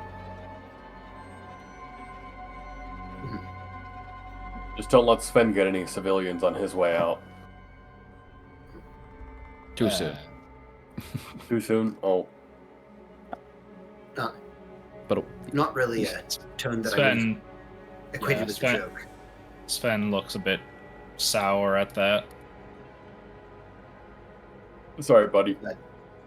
Right. Let's just get the move on. I suppose since it's been brought up, if you do need anything, just say the word and we'll get started as best we can. on what? To Sven in particular. Ah, Right. I don't know how I can help here, if I'm being honest. you don't have to come. I just thought, considering the crowd, it might be of interest to you. Maybe. Sven looks kind of... I don't know how he would look. Exhausted? He just looks tired.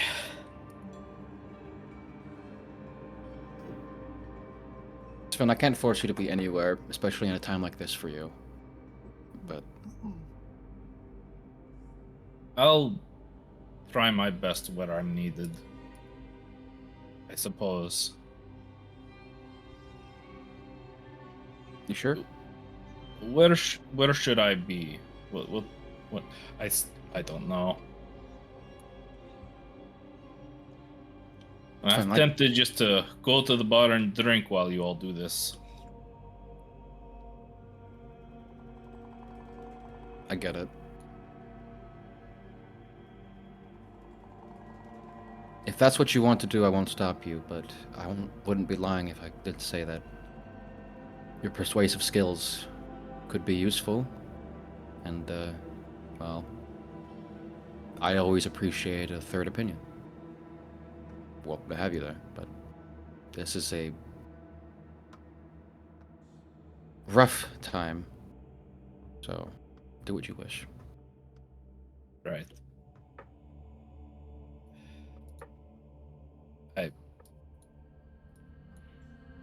I suppose I can come with. All right. Good. Well then, we're burning daylight. Let's go. Yes. To the wonderful shit pit. Wizard of Oz. To the shit pit. More specifically, it was the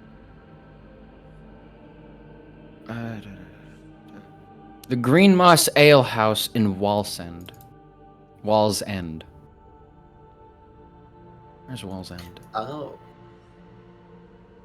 Actually, not far from where you presently are.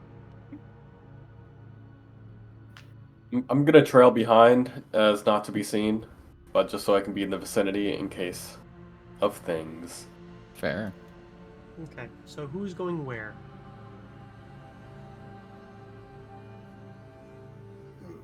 Guess I'm going with Daxius and the group. Well, do we want to go in the front, I guess, or are we gonna just go around to their toilet and all climb inside without a word? I think it'd just be best to go in as not as adventurers, not as sleuthers, just regular people curious about the handbill we were handed to on the side on the road as we were traveling. Like you got.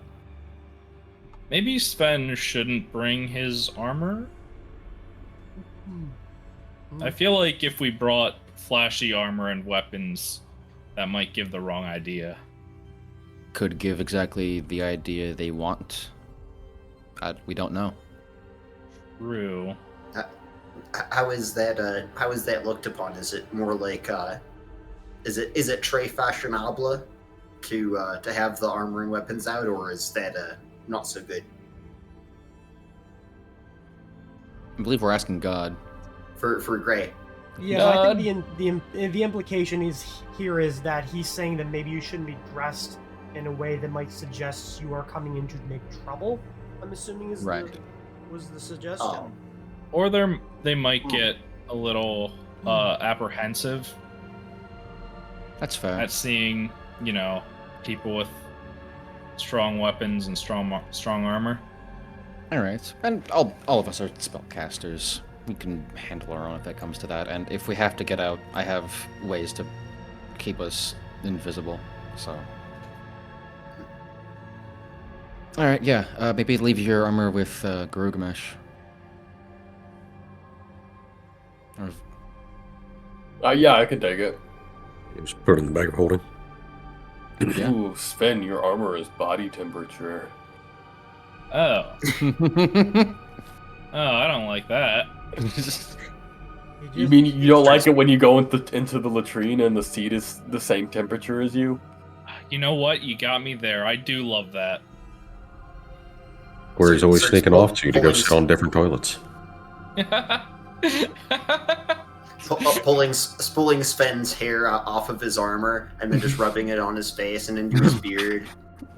It's like putting individual pieces of fur in the beard in different spots. All right, now y'all have made it weird. Oh, yeah, we made it weird. Yeah, that was weird. I think this entire episode has been making it weird.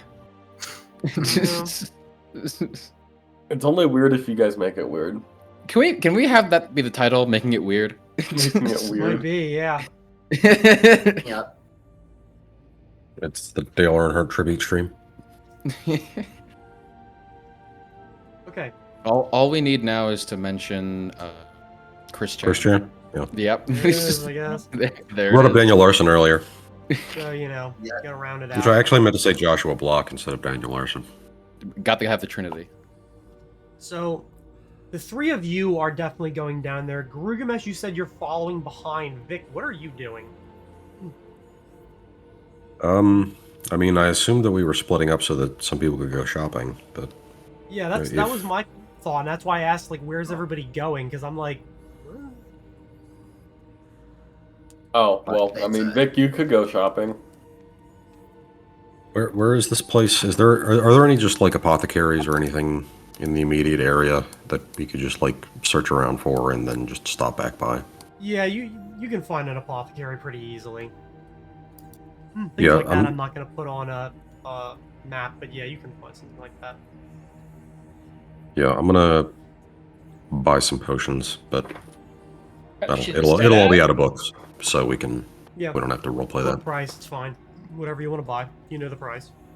hmm Like your strongest potions, potion seller.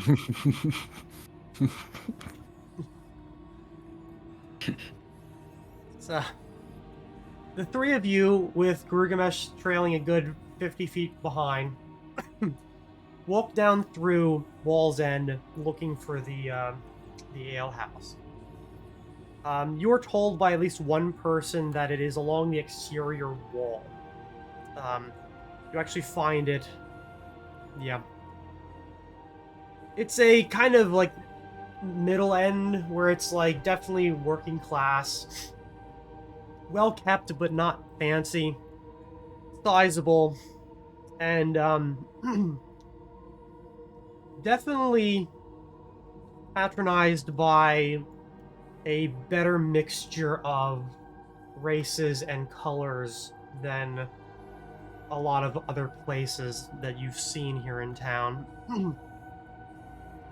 And since it's going kind of on dinner time, you arrive and it's pretty solidly busy. Noise, there's music being played. People are pushing through looking for tables, of which there seem to be fleetingly few. It's just a good time. I will say before we go in, I'm going to go into my normal kitsune form, and I'm going to take off the pin of the Valier Society. Yeah. Thank you. Oh, smart. Yeah, it's a fair point. And like, I guess I'll take the pin off, and I've got the sleeves of many garments, so I just give myself a better sleeve on the weird looking hand. Okay. So, you enter in. You kind of have to move to the side as people are coming and going. This is probably the maybe not the largest collection, but at least lately, of non-humans that you've seen. Among here are a lot of more uncommon beast folk, including more ungulates, especially with horses and deer. There are definitely those in here who you would peg as most likely being orcish in background, most likely half-orc, but very heavily favoring the orcish side. There are also rat folk, a few cat folk here and there, and weirdly enough, at least one person who might actually be a hobgoblin. No shit. Who's dressed pretty normally. Probably a similar dock worker as a lot of other people are in this city. So, you pretty much have the run of the place. What are you doing?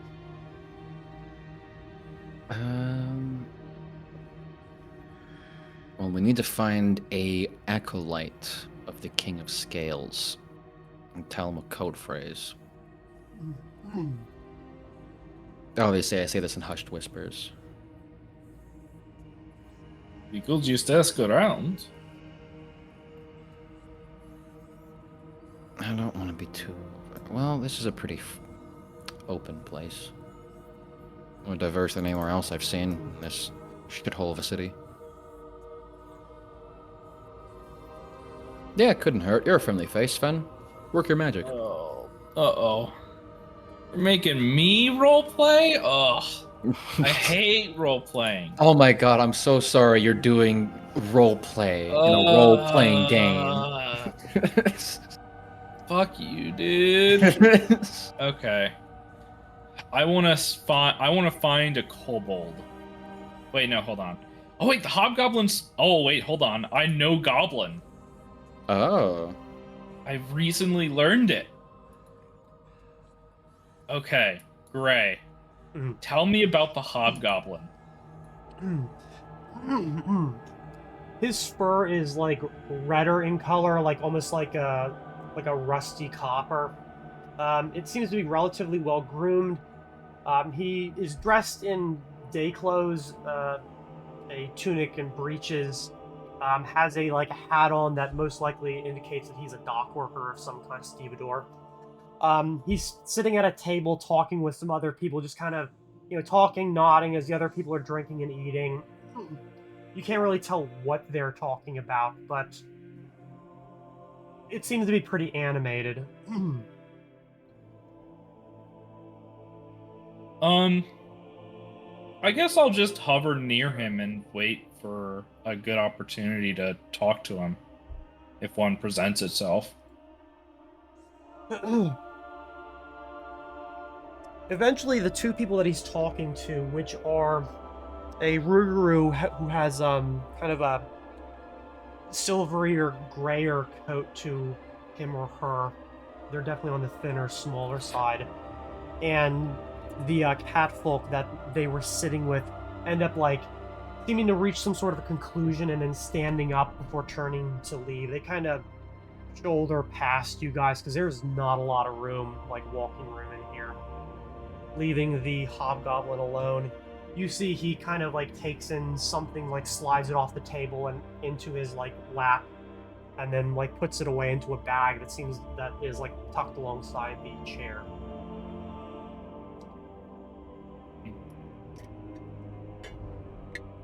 And then he's not bit. Is that a good time to go in? Yeah, no one's sitting with him now. All right. I'm gonna roll intimidate just to come across as a intimidating figure. Not kind of same deal as earlier. You want to loom. I want to loom. All right. I loom. This is also a time period where just sitting at a table wherever there's a fucking seat is normal. So, yeah. I mean, Sven's a big guy. He makes his presence known a little bit as he walks over and sits down. What's this table like? Is it like a small table where I can sit across from him easily, or should I sit beside him? It's a smaller table that you're going to be sitting across from him. On the table is a candle. There's a couple of empty plates, pewter, cheaper metals, things like that have already been used, and a single book that seems to be on the hobgoblin side.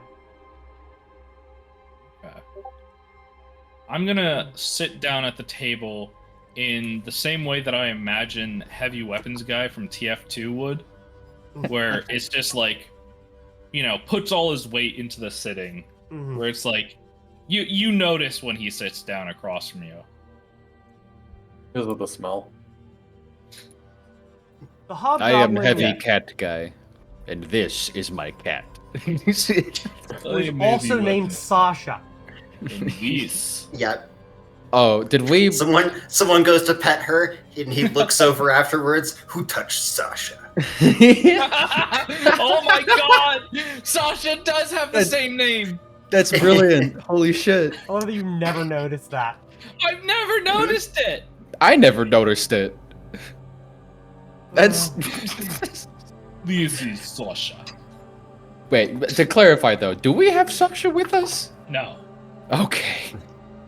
It costs Sasha was made to go 1,700 with Vic. gold to Oh, feed this cat for 12 days. The hobgoblin looks up to you, and I'm assuming you meet his eyes, and he just goes, God, what are they feeding you? I'm gonna assume that I have the handbill in my hand because I was told to go do stuff. So I just kind of like have it in my hand, and I put it on the table with a not a lot of force, but like I put it on the table. I look up at him and I tap on it and I say, I was past this and told to come here, King of Scales. You seem like somebody who would know something about this. And I'm saying this in Goblin. He's responding in common. Well, fucking right then. He, like, sits back, flips back into Goblin so that you're the only person who understands this within reason. And says, You looking to, you one of them sermons, or are you, looking for something one-on-one? Sven leans back and takes the paper back with him.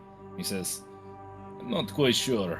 All I know is that I'm tired of being treated different. I want better. It seemed like the place to go. Right.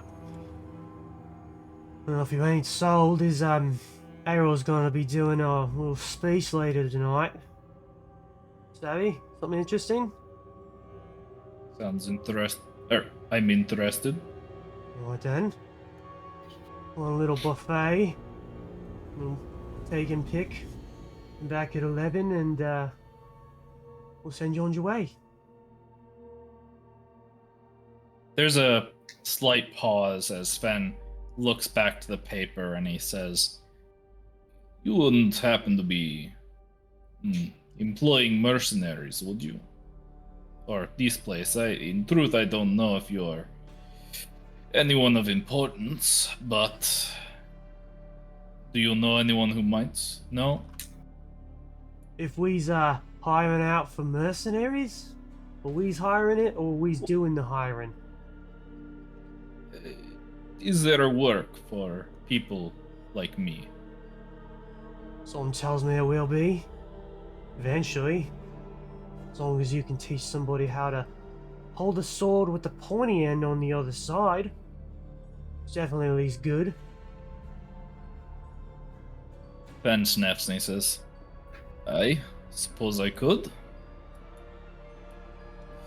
Alright. From me. I recognize that accent even in Goblin. It's weird. I've traveled a long way to find somewhere that would be more accepting of me. I've yet to find one. Yeah, good fucking luck. At least the worst catfolk I have to deal with is, oh, you thieving little bastards, stay out of my city. Don't stay in here after dark. People like me, they look one way at me and go, ah, goblin, let's kill him. But be able to listen to his herald talk tonight. Something tells me you'll get a real good idea as to why eventually that ain't gonna be the way no more. Sven nods slowly, and looks like he's thinking of something, like considering whether or not to say something. And he says, "I appreciate that. Though I have another question that's burning on my mind, if I'm being honest." At a game, I don't know if this is the right person, but Sven says, "Do you know of Seta?" I think Seta is the hobgoblin leader that It was. Yeah. Okay. Not really. Kind of vaguely know that's it's one of our people's name, but not really. Why'd you meet him somewhere in the city? No, I All hobgoblins know each other, of course.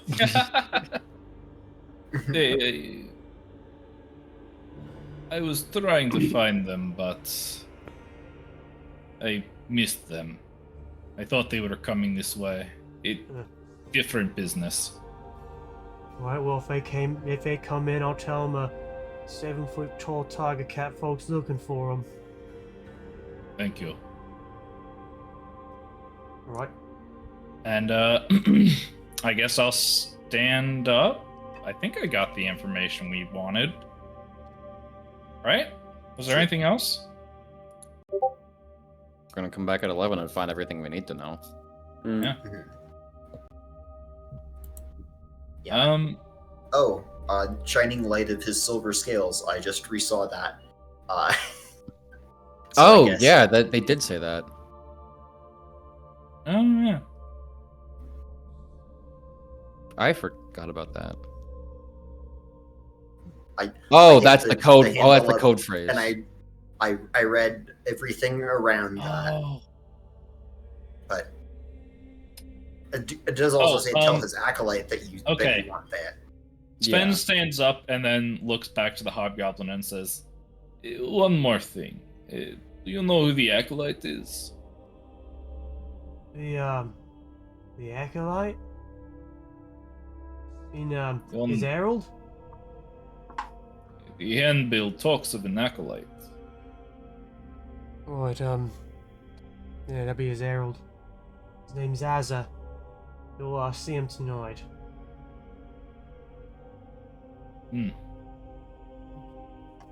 I suppose I can wait. And then he'll walk away. Alright. While he was talking, I just want to look around the room and just see if there's anyone that I might have seen in this city or I might be familiar with in this tavern. Killing. Still coming down off being sick. I love it. Most of us are. I don't know what's Um, been going around. You talking like from the thieving side? From any side, or like literally just any face I would recognize, whether it's someone I have a history with from my past being here, or just the fucking Dragonborn I was spying on that one time. Just anyone. Actually, strangely enough, that guy is. It seems to be Oh. late enough that either he's not working today or he kind of stands out. Not necessarily, whatever, but Red Dragonborn, kind of vivid. Fair.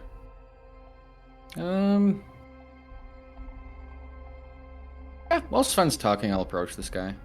Just sit down. He's sitting like at the bar, talking with the bartender, who is also a Rougarou with Blanche white fur, a larger, very obviously woman. And as she nods, hands him a drink, and then starts going up the bar the other way to talk to somebody else. He takes the mug up and basically inhales half of it in one go before putting it down and then leaning back and doing like this. I'll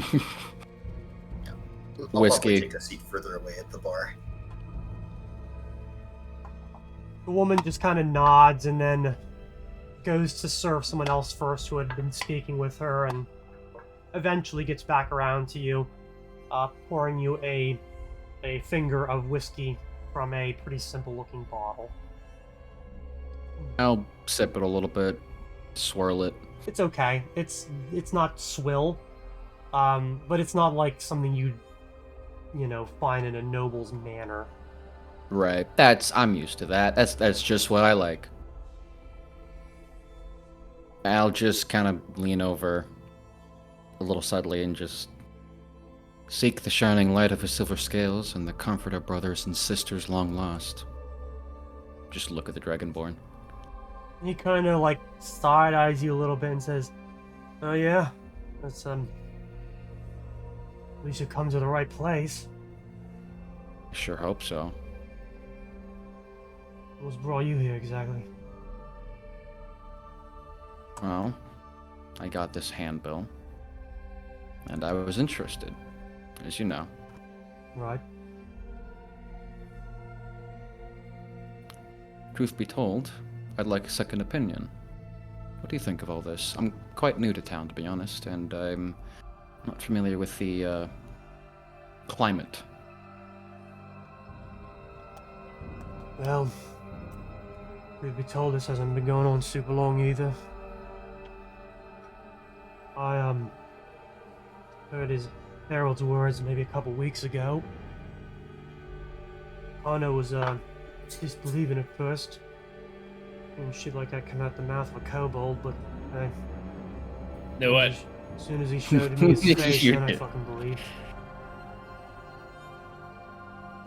So you've seen the King of Scales? Oh no. Somebody talks.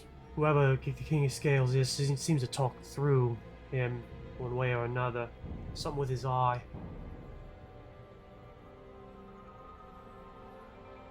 Talks through him? Interesting. I do respect subtlety like that. Hmm. But what are your personal opinions of it? You've been here a while. You've more experience in this. Just between you and me. With the group? Mm. I think that they're. He's kind of like wraps his hands on the bar top as he thinks for a second, and says, "It ain't empty platitudes. Not grand promises of how everything's gonna be good if you just believe in him and give him your gold.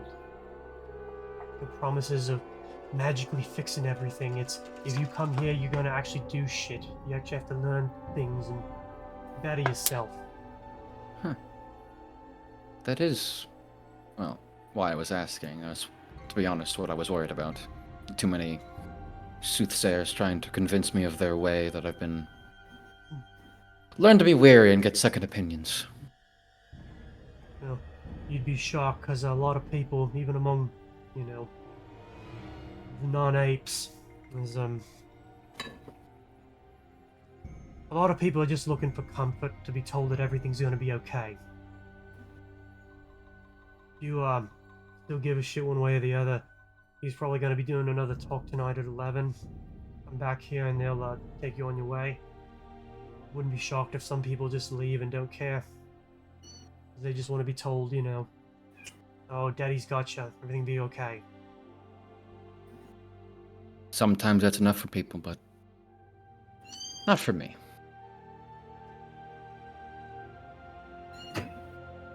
Well, then you're in right company then. Don't see a lot of your folk down here. You know who I am, what I am. Aye. Not many do. The merchant Most of down the- in the old docks. See a lot of people come through. Trying to get used to it. Would you believe I've never seen another of my life until very recently? Doesn't shock me. That they burned a lot of the old, I don't know what you call them, where you come from. From where I'm from, they're known as Kitsune. Yeah. I guess most people just says, "Hey, look, it's one of them fox people."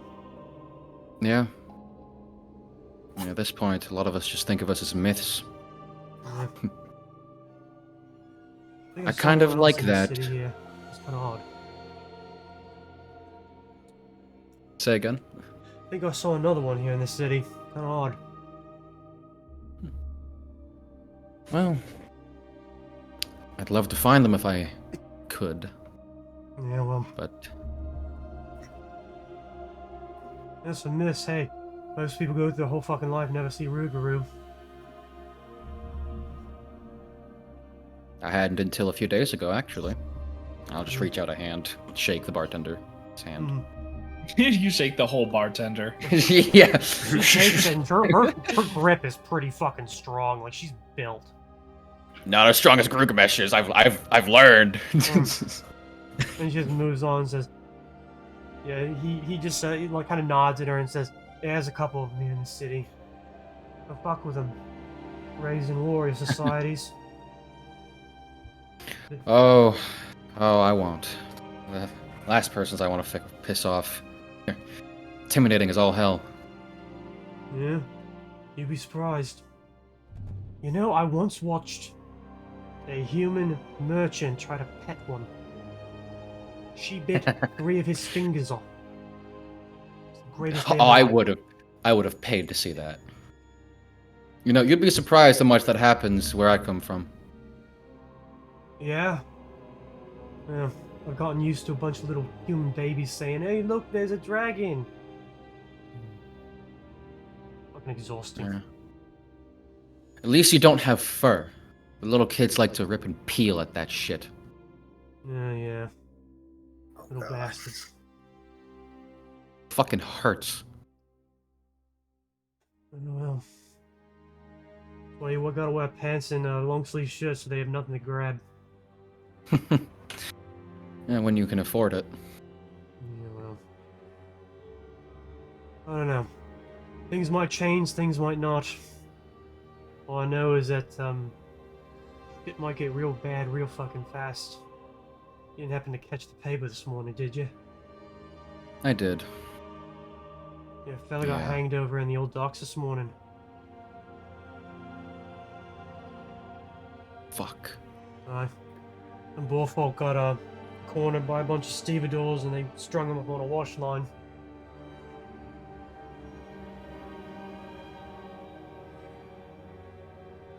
Did you know them? Personally, no. I think I've seen him around before. I think he works maybe over at the Red Hall. Kind of better dressed, might be a clerk or something. I never caught your name. It's Martin. Martin. You?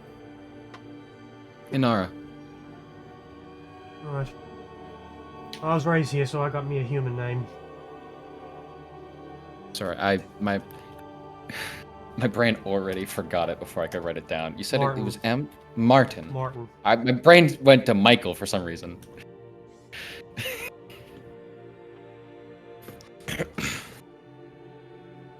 Oh, Martin. As someone who respects the opinion of the common folk, from what you've seen so far, what do you think of their proposed methods? Do you think they work if they enact them? Oh, you mean, as its people? Yeah. At this point, mostly self-defense. Trying to organize, seeing if there's something you can actually push back on. At this point, I don't know exactly what the long-term plans are. Like I said, this isn't a place where you come if you want promises and platitudes you have no idea about are actually ever going to be, fulfilled. All I know Right, is, but- if I ever get a chance to meet, the big boss, someone tells me he's a fucking monster. I mean, just big, strong. Possibly. Somebody like that.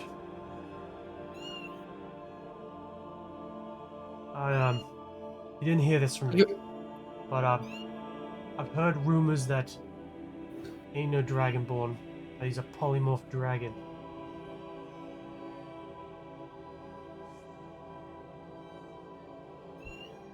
Maybe it's why the kobolds seem to love him so much.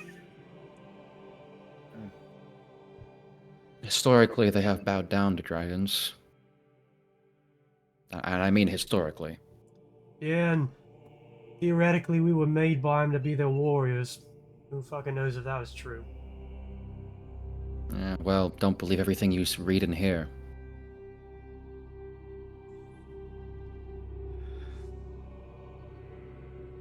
So you're not officially a part of them. Are you just one of the ones who goes to the meetings, gets your well wishes, and goes to bed at night with a happy smile? You don't seem like that type. I've gone to some of the classes.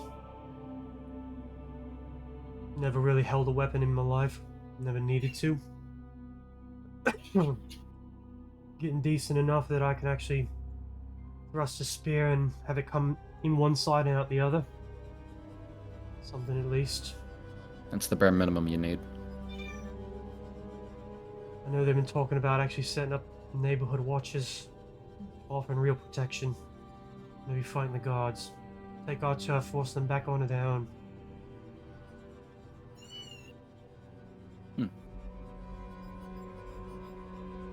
So, Guys, is it crazy if this actually sounds like a good gig? maybe a little bit. Don't they all? They always do at first. Until, they need a blood sample. So they can scry on you. But, I mean, I guess so. And he kind of, holds his hand over, and in his palm you can see, a very small tattoo. This one I actually had to draw because, and I am not ashamed at the fact that I had to draw this using basically MS Paint. You work with what you got. Well, I could have drawn it for you. I'm a professional artist, don't you know?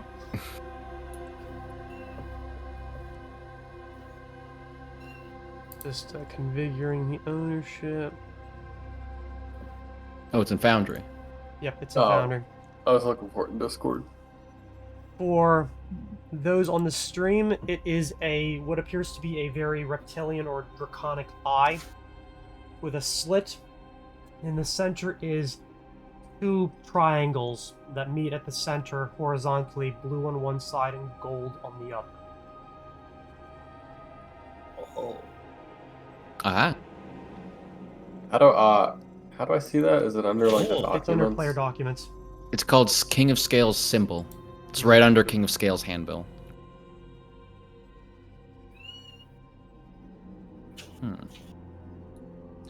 A sideways hourglass, blue and yellow. Can I roll anything that would... Yes, you can. Give me a knowledge religion. Okay. Not something I'm great at. I wish... that maybe works. Yeah. That is the symbol and colors of vase. Oh my god, no shit.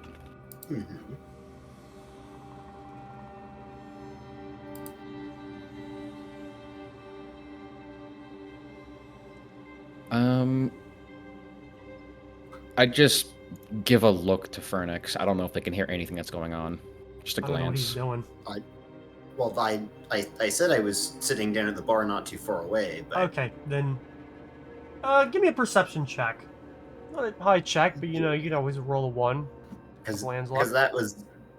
I was basically here just to observe if... I think was, being like, I don't know, these guys are asking funny questions. Why don't you go introduce them to the still? Get her and take a bath, see? Yeah, you're able to hear this. You're only sitting a few stools down from the two of them. Sorry, Yeah. this is a tattoo of the king's. Yeah, it's a symbol of the King of Scales. Okay. So, interesting. And we'll say it's not in the center of his palm. It's here in the webbing between his forefinger and thumb. Ah, I see. Is this recent ink? It to you, it definitely appears to be relatively fresh. As somebody who does not have and has no interest in getting tattoos, I know it does take a while for ink to start fading. I have just no idea how quickly that starts to fade. Vince, who has tattoos up and down both of his arms, some of them are they're faded pretty bad, so... But I know he's had those for fucking years, maybe even up to a decade or more.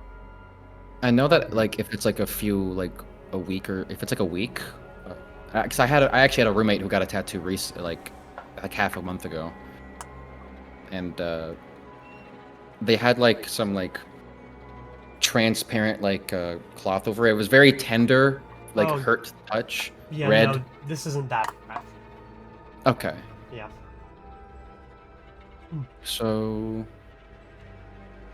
you're official then. I suppose so. Good to have friends in high places.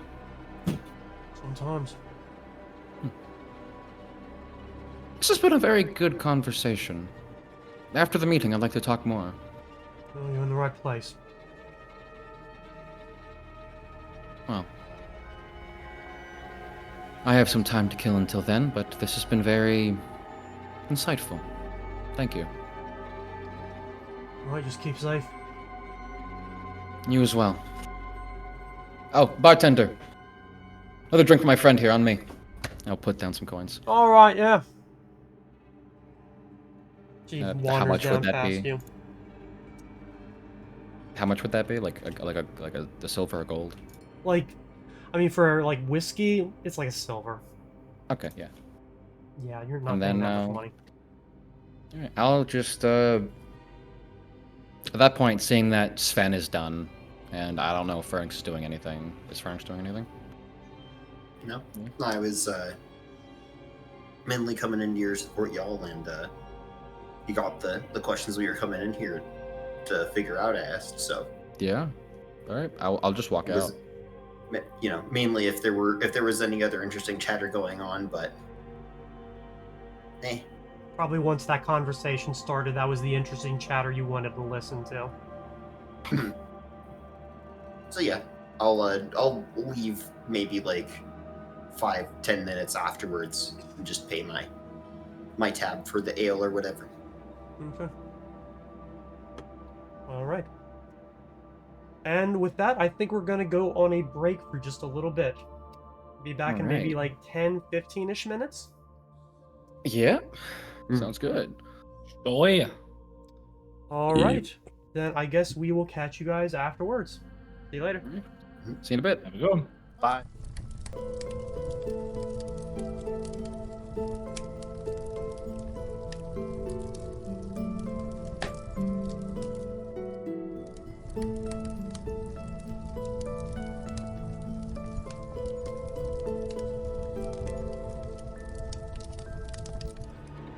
Alright, and we're back from our unfortunately accidentally long break, but stuff needed to get done, so. So, you guys have finished up gathering what information you could at the Greenmoss Alehouse here in Walls End. I'm assuming like the three of you depart kind of in a staggered order so that you don't draw a lot of attention. Gurgamesh, do you Right. kind of like hover like outside, kind of waiting for them to return? I'm just keeping my eye on the entrance. Yeah, I'll go ahead and say I put on the hat of disguise and turn into a kobold, just to kind of blend in the area. All right. Well, I think they're only in there for maybe like 15 minutes before you see first Sven come out, and then Daxius after that, and then like 5 minutes after that, Pharynx. I guess I just flag them down and wave them over to me as they come out. So, Walk over. yeah. What's it like inside?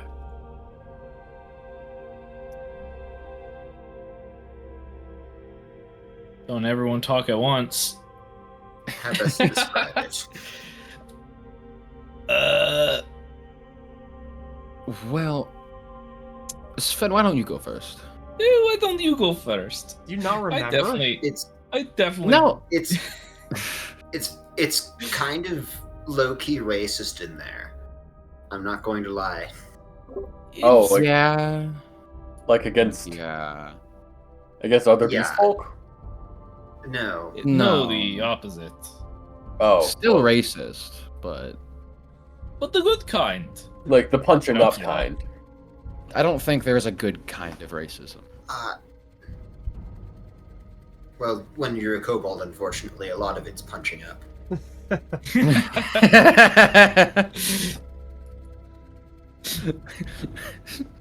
I don't think it's a good kind of racism. Racist comment, laughs hysterically.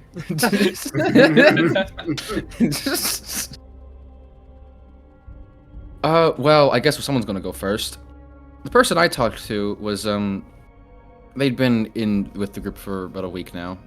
They seemed to be officially indoctrinated, but not really, It didn't seem like whatever plans they had are, enacted yet. More in the pre-production stage. Did you find out what they're actually trying to accomplish here in Innsbruck, or are they just trying to rally a force behind whatever their TBD cause will be? I think they're trying to make a gang. I think they're trying to start the revolution. Well, from what I was told, which you can probably with what you heard, Sven, but they want to, let's step into an alley, just make sure we're not being watched. Right. Let's make some distance. It might be a matter of perspective. I remember reading in the history books about a colony that rebelled against their tyrannical government, and they were revolutionaries and terrorists and a gang all at the same time. But when they won their freedom, they got to tell the story however they wanted. Well, the side of truth usually favors the victor, whatever their truth may be. So yeah. Whether that truth is actually truthful or not. Well, I would hate to have to put us in a position where we have to stop these revolutionaries. But I don't want to see any harm I don't want to see any harm to the people of Lunabrook. Except for maybe if they want to BOMB the Lunar Guard. I'm gonna be honest, I'm still unsure about how I feel. What? You what? But, You're spilling it out to get past the censors. bring your own bomb. Now that we've, got some distance, they said they wanted to teach people to fight. Get some men in arms and fight back against the Lunar Guard and whoever else would contend them and map out some of their own territory in the city. That's the thing about forming a gang here. I think the distinction between true revolutionaries and a gang would be as if they're trying to hold territory. Did it seem like they were trying to hold territory in the city? From what I heard, but It all sounded more like a cult to me. bit of both, maybe. I hear that they're gathering tonight, 11. Mm-hmm. I plan on going back. Seeing this meeting. Do we have to worry about you becoming indoctrinated? I'll let you know if it comes to that. Well, I mean, I may technically already be, depending on your definition of indoctrination. I meant indoctrinated as a loyal follower of the King of Scales. Yeah, before we go any further, Gilgamesh, you have to promise that this does not leave the Gatecrashers. It won't. Okay. Okay. Yeah, I didn't know if you heard Phoenix or saw. I did. Please. Pocket cat. Please, Pocket Cat. Take it away. Yes, the man you were talking to, Martin, Yes. had a tattoo on his hand that he said was the symbol of the King of Scales that incorporated Vey as a symbol. So, Could that possibly be a way to add legitimacy to their cult? Say, if you're a member of this, you might also want to be a member of our group.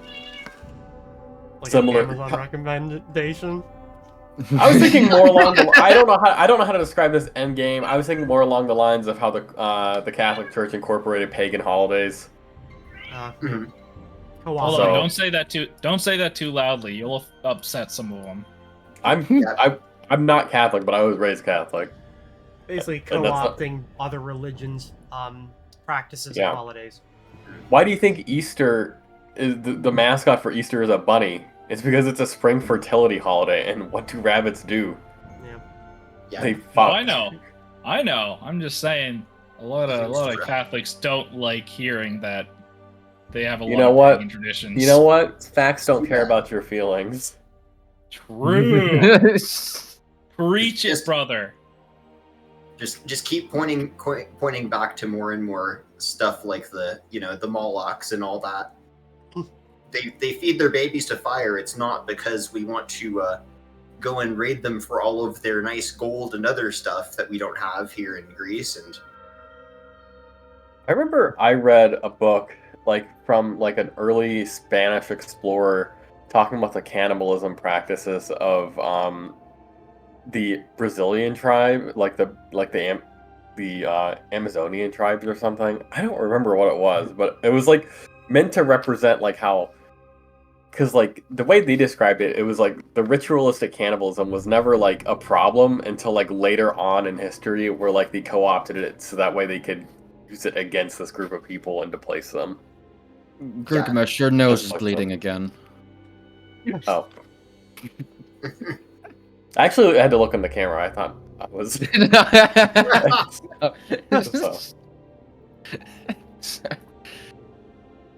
but No. yes, I do feel like it's entirely possible. Yeah, so maybe Especially you could since- investigate the legitimacy of their ties to the Temple of Vase. Yes. One part of the doctrine is remaining open to new ideas, and that does unfortunately let in the bad ones as well. Yeah, Hmm. gotta remain neutral somehow. Well, Do they? I suppose. Do Vase and their followers, my mistake. Do they have any connection with dragons at all, or followers who might be pure dragons, not just dragonborn? Well, do you remember that mural we saw in where it walked through about Vase and the magical dragon with all the rainbow scales? I recall, yes. Fernix, are you able to speak to the significance of that more? That one I'm not entirely sure. It is old enough that you might say that the church has reformed significantly since then. No, not even just a rainbow dragon, but any dragons, in early or late history that might have followed Vase, or perhaps even one that might have even spurned Vase. Was there anything like that? I ask my memory. Sorry, say again? That there might have been a splinter group? Or any true dragons that revered Vase or went against them. It's a possibility. Generally speaking, dragons keep their own religion, and since, well, you killed the one, and kind of downhill for them since, they keep primarily to themselves. So it's hard to say, at least in the last 2,000 years, whether or not any have gravitated that way. So your best idea is probably not. I don't believe it's likely, since they have their own traditions and tend to want to distance themselves from most of us, since we did kill the one. Oh, Admittedly, it was for good reason, but still. to tell me about that later. Right. Interesting. I think I heard at least snippets of the conversation that Sven was having with that individual.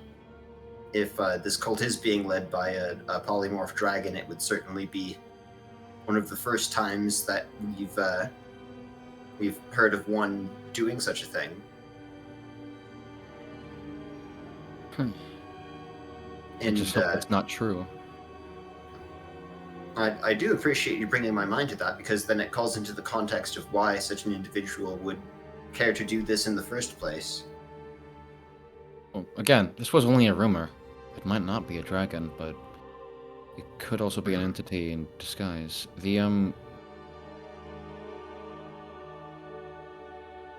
I actually didn't hear that. Sven did. Never mind. I was going to say something. You better not say something. What was it that I said? Heard? My brain already forgot. Jesus Christ. The It was, the dragon being polymorphed, or No, it That was, was you. the kobold. That was me. The kobold. The thing I was going to mention was the kobold talks through the kobold talks for the King of Scales. No one's, from what we've found so far, seen their face. Talk with them directly. I, out of nowhere, bring that up. I say, well, the King of Scales apparently speaks through someone. So I've heard. Did hear mention of an Azza. right? I still think that it's a kobold. That's It's just, possible. You know, perhaps crazy, but it could also be a dragon, I suppose. Though I'm not super sure. Dragons are so rare. It would be hard to believe that there was one here, especially doing this. Dragons tend to, you know, have different modes of accomplishing their goals. Like, you know, they're much more direct usually. I don't know. Come Have you to met a us. dragon before and spoken with them and try and figured out their motives, wants, and needs? No, I sure but as shit haven't. in the stories, they show up to a small village, they maybe kill a person or two, demand all the gold, and, you know, if they don't get it, they kill everyone. It's Pretty based. pretty basic.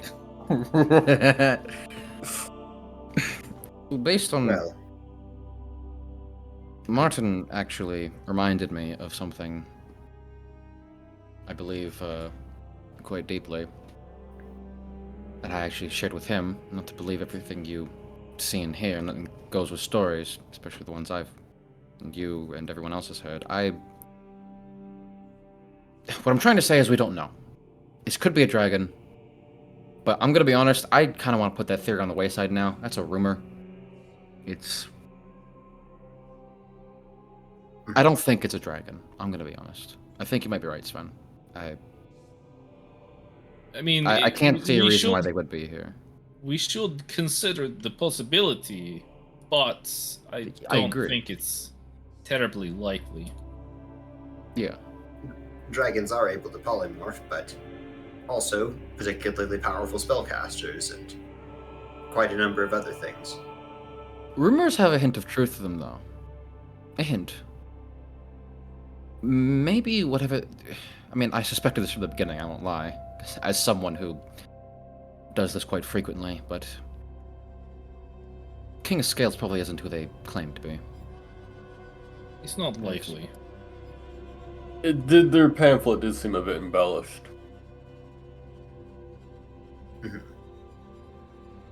But that could be what they're aspiring to be.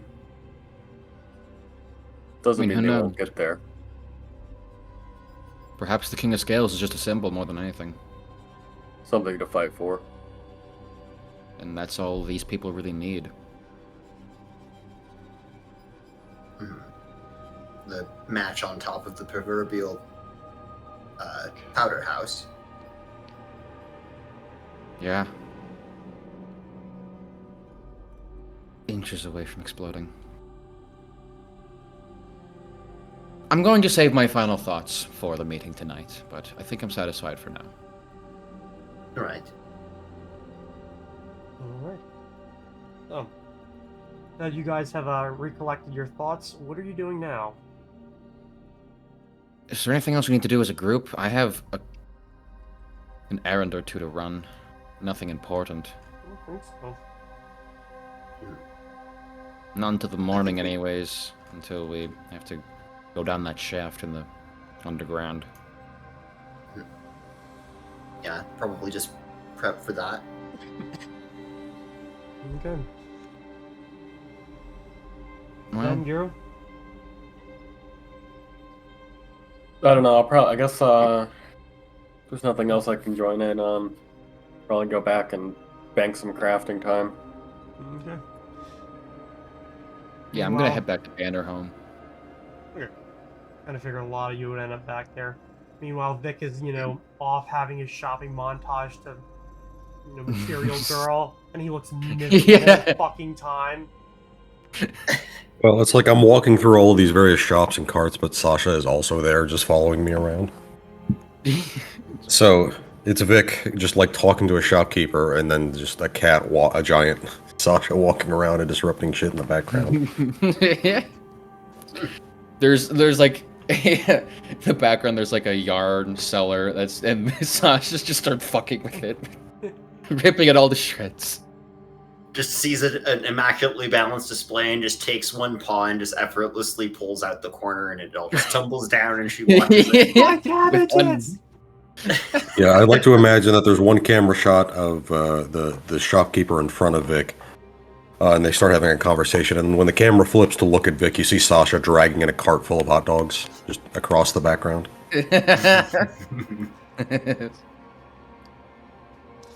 Yeah, but I purchased 5 antitoxins, and I think I'm going to get that. Shoot, what was it? The secure sheath. I think I sent it to you before.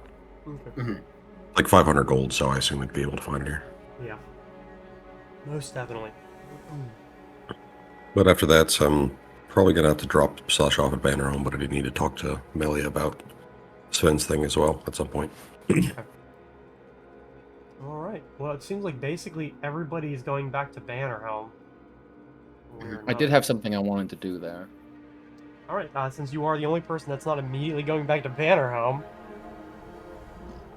Oh no, at Bannerhome I mean.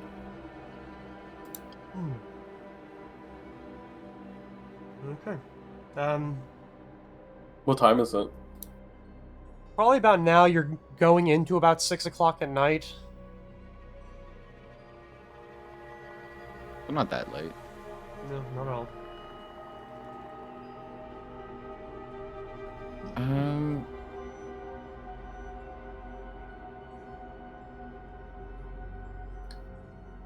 If no one else is gonna pipe up, then yeah. I'm gonna head back to Bannerhome. I'm gonna go to the Vardo, actually, and I'm gonna pull out... What do we have? I'm gonna pull out a... Are these prices accurate? For the alcohol? I haven't been maintaining it, so... Whiskey is apparently 20 gold pieces a bottle. Holy shit. Well, for that Nice Good whiskey. shit. bottle, I guess, but Good shit. Alright, maybe I don't want to use good shit. I'll take a bottle of... You know what? I'll take a bottle of whiskey, sure, why not?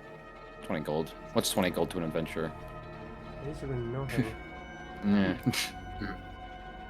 I'll take a bottle of whiskey, and I'll pick up some like nice like stop by a local merchant or something. Like there's the dock side. I'm sure someone's peddling something there. I'll get some like sheets, some like a nice blanket or something. Okay. And I'm gonna head back to Bannerhome, go back into where the dungeons are, how much there is. There are And secure rooms, but they don't really have like a dungeon. okay, sure. I'll get a secure room and I'll just like fluff it up a bit. Just put out some nicer sheets, put the alcohol on like a side stand or something. Mm. And I'll order the. I'll get the chef to order like some really nice food. I'll pay for it, like something above what's free. Mm. However much that would be, you can get that to me later. But It's, I mean, what is a good? I have it open, so. I'll just throw him a gold and just say, make something top shelf. Yeah, it is a gold. Yeah. Make it. A good meal is technically a good meal is 5 silver, but if you want to go above that, yeah, it's like a gold. I just throw him a gold. What's a gold to an adventurer? Basically, literally nothing. Yeah. Literally fucking nothing. I'm gonna, and then with that food getting ready, back into my Inara form, I'm gonna go visit the prisoner I picked up and put away in Bannerhome. He's in a separate room, I assume. Yeah. Like I said, they're not holding them in like a jailhouse. Like there isn't a jailhouse inside of Bannerhome, not really. Basically the area that you guys are like kind of sticking him into is basically like an equipment lockup. Because, you know, well, we're not a jail. Right. Just knock on the door. And I'll open it after a second or two. Sitting in the corner. William, correct? Yeah.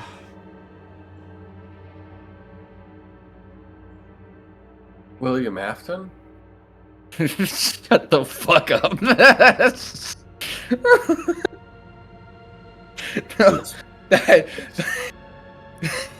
Five Nights at Freddy's reference. If nobody else got that. No, yeah, I did. I've never played a Five Nights at Freddy's game, but I saw the movie. Oh, that's why that missed me then. 'Cause I'm like, I didn't see the movie. Fair. I mean that was a name well known way before the movie, but that's besides the point. Childhood memories. Well, there you go. God, I'm That's sorry. right. I was trying to get like I'm trying to. you're Sorry, young enough for that to be a childhood memory. Yes, I remember That's playing right. that in elementary school when it first came out. That's how young I am. Mhm. To be illegal to play with you. Yeah. Mhm. Scandalous. I'm 21 for the record. I was trying to center myself for this moment, and then I just hear William Afton, and now Yeah. I'm so thrown off. It's gone. Yeah, it's fucking gone. You see the moment? It's gone. It left.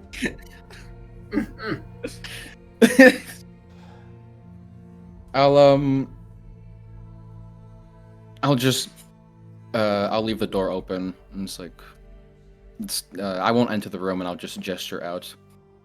It's quite bland and stuffy in here, isn't it? Yeah, well, it's better than going to jail, I suppose. Get you somewhere more comfortable. It's cruel to lock you up in here or in jail. He stands up and kind of wanders over. He's basically only wearing like kind of normal clothes. Not that the armor and weapon that he had was like nice in any way, but they obviously like took that from him, which left him with not really much of anything. Right. I'll lead him to the room I prepared. The bottle is yours. He kind of stands there looking in and says, "What's a fucking catch?" Maybe you work with us, maybe you don't. At the very least, you answer some of our questions that an associate of mine will come by later. But truthfully, this is...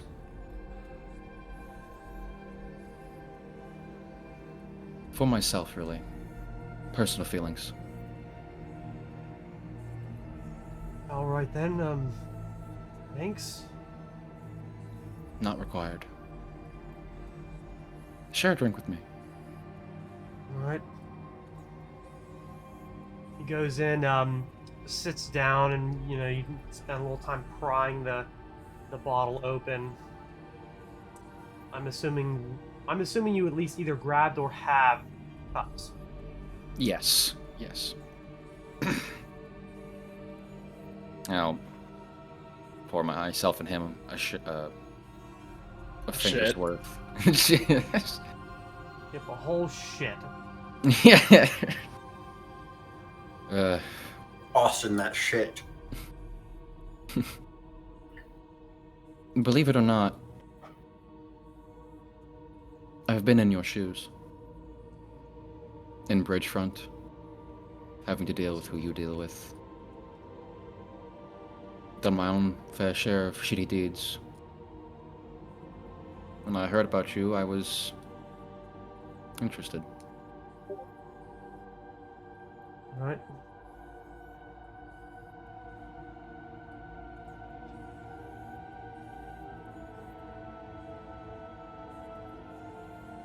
Do you have any family?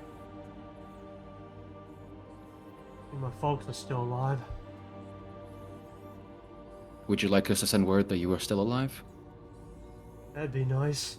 They don't really know, like, the work that I do, so I'd like to make sure that they don't. They just know that they get money, and we get to eat. Noble of you.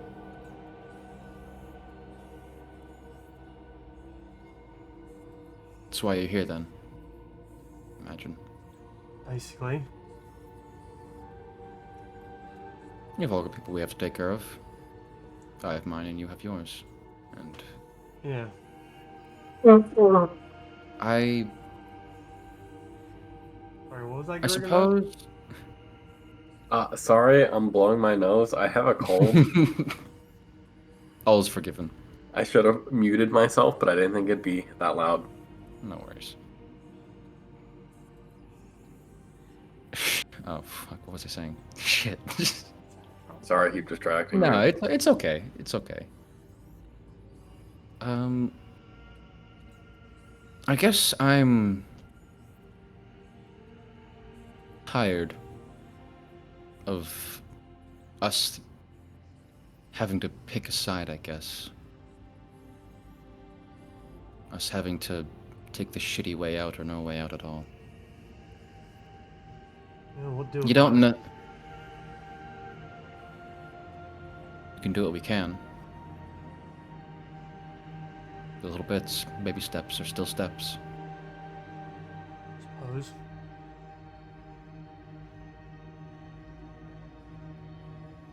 Do you have a mailing address? I can send it to them myself. Doesn't have to be official. No traces. Well, and he gives you a description. This is a neighborhood where there really isn't, like, a mailing address. He would just have to tell you, like, it's on this street, you go this far, it's sort of on this building, and this is the door you go to. Okay. I'll write it all down. Do you have any specific messages you want to give them? I guess that everything will be, fine. Just, taking a bit of a break. But the money should still come in. Alright.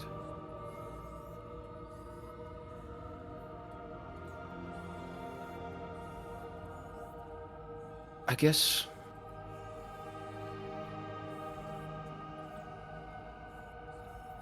Tell me, do you have any dreams, aspirations, anything you'd do if you couldn't be here? I don't know, I've heard there's stories about ships that are going westward across the Canyon Ocean. It'd be nice to see if there's something out there that isn't this place. We can send you there then, when we're done with you here. It shouldn't be too much longer. Alright then. At least for a time, if you wish to come back, but... Yeah, well, That is if you want to leave. still got my folks. I just worry about the backlash of... Well, the people in the city are not very, kind to those who help the other side. And they have long memories. Yeah. Yeah, they do. That's why I offer. Okay, so if I can send my folks and maybe we can reset up on the new god as Zyfel or something like that. I can arrange for that. Think about it and send me details later. I will Alright. return. That is all. And Okay. I'll stand up, go to leave, and I'll stop. Turn back. You can leave. But my colleague, do you remember what he said to you when he found you in the alley?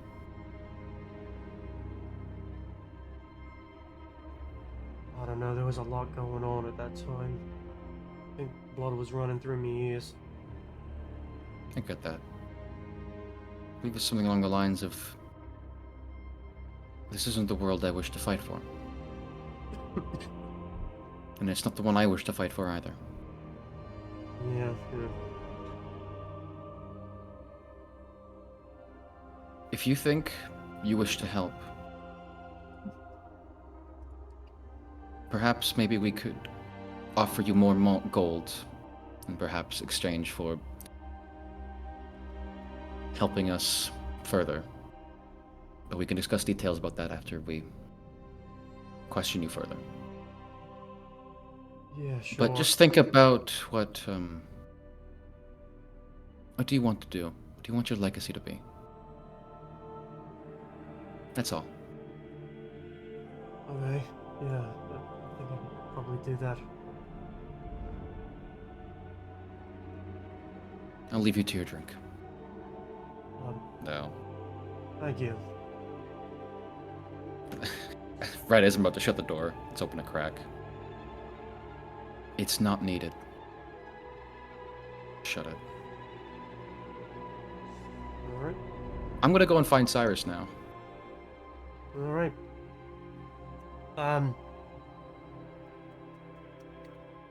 You go back through. I'm assuming most everyone else has also returned to Bannerhome and kind of scattered to do your own thing at about this time as well, right? Probably. Yeah. Where is everybody at about this time? I'd probably be down in the tavern. I think I've got enough stuff to start scribing a scroll, so I was gonna go for that. Yeah, I think Sven really wants to drink today. Valid. Yeah. So two of you are in the common room. Grugamesh and Vic. Can Gurugamesh be crafting in the common room? Yeah, I mean it's loud, but there is space. Okay. I'm gonna bank some hours until bedtime. Okay. And I think, let's see, if it's 6 o'clock now, if I go to bed at 12, I should have enough to craft something, but I don't know if I'll craft for that entire time, just because if there's a party interaction that happens. Yeah. And Vic? He might be a little late because of the shopping stuff, and he probably stopped by to let Melia know that they might need her help with the Sven situation. But She agrees to it, says, you know, something more along the lines of, yeah, I gotta chase the devil out that boy. well, sounds much easier when you put it that way. Funner when you put it that way. Certainly more fun than I think the actual act is going to be. But much appreciated, regardless. And after you find her more or less at the temple, she's kind of half maintaining like the pond that's outside, half just sort of being there because it's cool. Yep. He might actually stay and help her out with that for a while as well. Yeah, it's If, not really like it's a lot of work to do, but like it's more like something to do. Something that isn't fighting or threatening or yelling at people. Yeah. Generally speaking, you can't threaten plants. You can, but I don't think it's particularly effective. Nope. Sort of like threatening your coffee table for having the audacity to be exactly where you're about to step and you bend half your toe back. You know, Just right at shin height, though. They all have to be right there. Just Yeah, how dare we put them specifically right there and build them to that exact fucking height? How fucking dare they? Yep. That's how it goes. All right. You actually will find Cyrus once again out in the quad, doing a bit of practice, but he is actually more or less practicing a pay with Oliver, who is upright, at least. Is not moving like the strongest, but seems to be able to handle his very obviously loaned epee pretty well. Epee here means fencing. I just assume people knew what that was, but yeah. Yeah, I that's fair. didn't. It's a specific kind. I knew at least modern fencing. That one's more focused on just trying to just touch the other person. Yeah. But it doesn't have a lot of the other rules for priority that are in regular fencing. Mhm. So if someone tries to poke you and they miss, and you just dodge and you poke them, epee that's valid in regular fencing, you would not get a point because you need to address their blade. Interesting. So they're like going back and forth with, honestly, like it's mostly Cyrus moving with Oliver kind of remaining stationary because it seems like he can't really move. He can handle his arms, but like standing, you can definitely tell he's favoring one of his legs over the other. I'm just gonna stand back and wait for them to finish. This goes on for a bit. You do see that Eret is kind of sitting off to the side, watching them a bit, but has like a book in his lap that he's been reading and kind of like looking up and then looking back down to the book. So this goes on for like a couple extra minutes until finally it seems to reach either some sort of stale point, because it's very obvious that Cyrus isn't going to press every single advantage he has, and Oliver doesn't have the capacity to do anything, so... Before, you know, the clashing of rapiers dies down, panting of moving around, and then it's, you know, good job, what, all that kind of thing. Share a I'll just handshake, start- and then Oliver starts to, like, hobble back over to sit down again, whereas Cyrus puts his rapier back into his sheath and walks over and says, "Well, has it been a productive day on your end, has it?" Yeah, you could say that. For a sick man, he moves quite well. The wonders of magic, I suppose. Indeed. May I speak with you? Sure. I'm just finishing up for the day anyways. So. I'm in no rush, please. Finish Oh up what no, you need to. Oliver and Eret, I think they're going to be finishing up for the night. They'll be heading down to Port Azar in the morning through the Elf Gate. I see. Yep. Pity. I'd hope to speak with them a bit, but not enough time for everything, I suppose. Well, I don't exactly know how quickly things are going to be going. Mostly that the archive wishes to protect them more or less, not just his very big toy. By protect them, do you mean lock them away forever? The two of them, no, I do not think so. I think they're more or less fine to be left on their own, just under a bit of a watch. Oh. Make sure that what detect both you and him does not make another attempt. It's not like they haven't locked creatures up before. Sorry, can you say that last part again? It's not like they haven't locked creatures up before. No, not at all. I'm quite certain they have locked up a very good many creatures and people, and from what I heard, they treat everyone well, but that does not exactly mean that you are able to see freedom again. So, gilded cage and all that. A gilded cage is still a cage. Indeed it is, but sometimes there are certain things and people that it is better having them inside the cage than outside of the cage. Sometimes. Just not always. Well, the alternative is blowing their brains out. Let's try to avoid that. Now that is philosophy. Let's go. Come on. And he starts walking back towards the building. I follow him. Alright, so, what is on your mind? We're in like a private room. Yeah, he kind of leads inside and then banks off to the right to where there's like an archive library section that isn't heavily being used at the moment. Most likely because you think most people at this time of the night are probably going to eat dinner and, you know, do that instead of sitting in a room full of dusky books.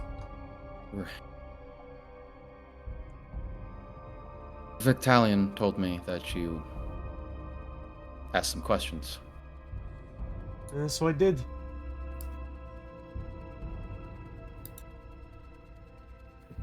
Just taking a moment to be silent. Just wordlessly. I'm actually going to... Someone's gonna take this in a funny way, but I get down on one knee. I'm gonna kneel down.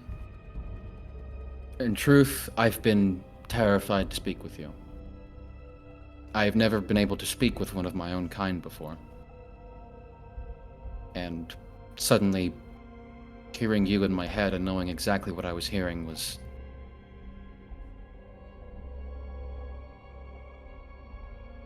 It terrified me, especially now. There are not many of us left in the pure every year, it seems. Or so it seems.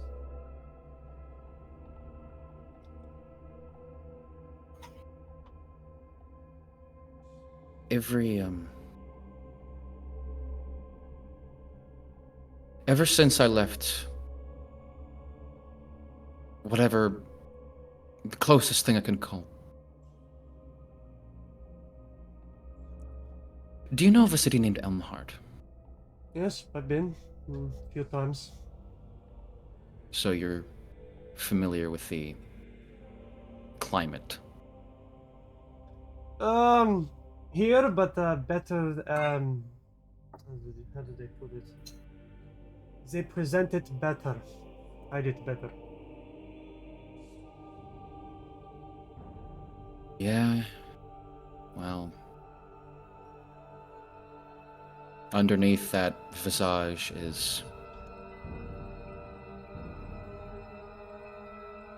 terrifying.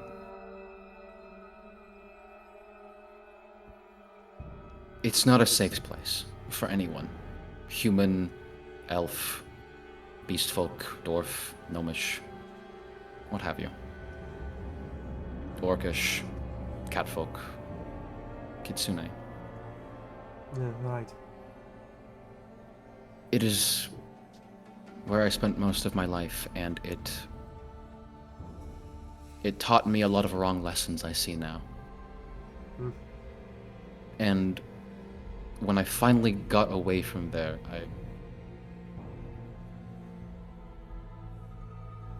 for the past couple years, I've been avoiding one simple fact from... It's been plain in sight of me for so long, from failed robbery at the Deep Gold Clan Bank. Yes, that was me. From my actions with the gate crashers,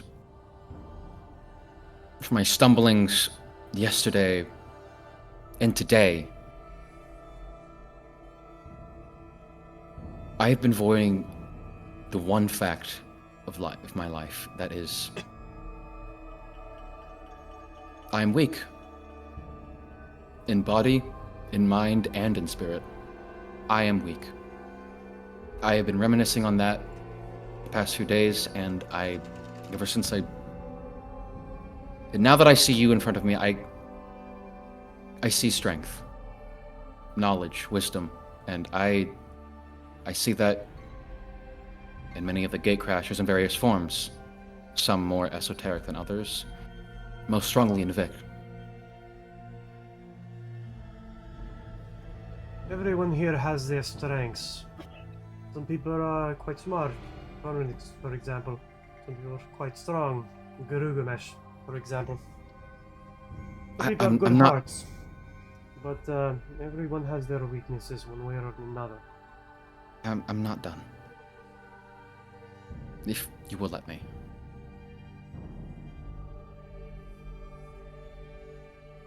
I'm with the Gatecrashers because I want to get stronger, and because I believe I was brought to them for a reason.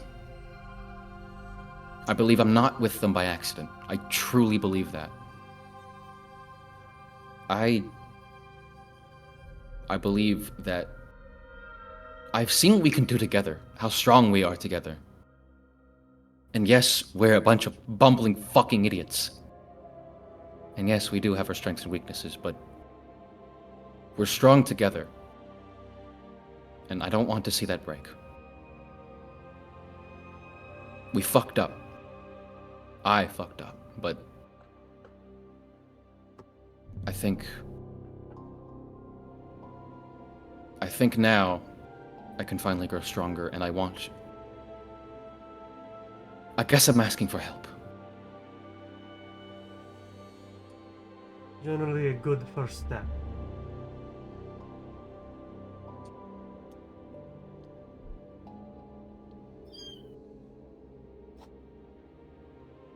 Pocket captain Yeah. across the fucking building. I have nothing more to say.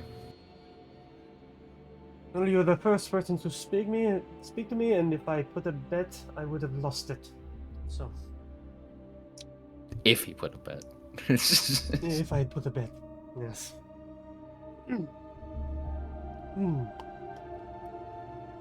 Truth be told, I don't exactly know how to, start training people, let alone someone else who came from, maybe not my clan, but another one like one.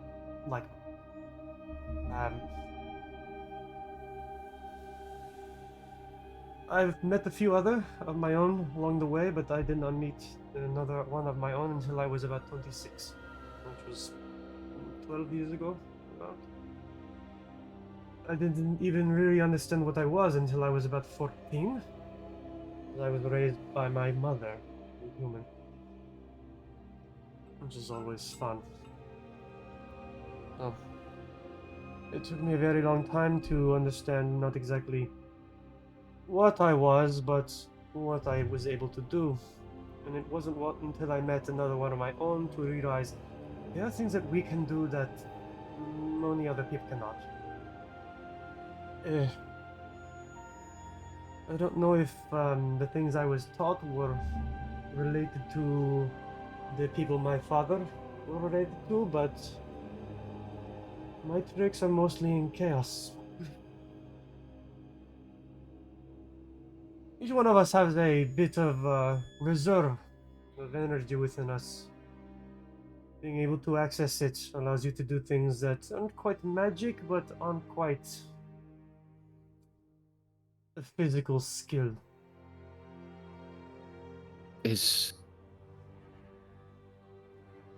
I always felt my magic wasn't the same. Phoenix would talk about preparing spells and such, and many of the ways he talked about magic never really lined up with my personal experience. Well, that's true. The older and the stronger that you are, the more things that you can do. Not so much in the amount of skills that you are able to learn, but in the amount of uses you have of them before you're depleted for a while. Tricks you can pick up with whatever kitsune are willing to teach you that, and the things with which you will find you are skilled or not.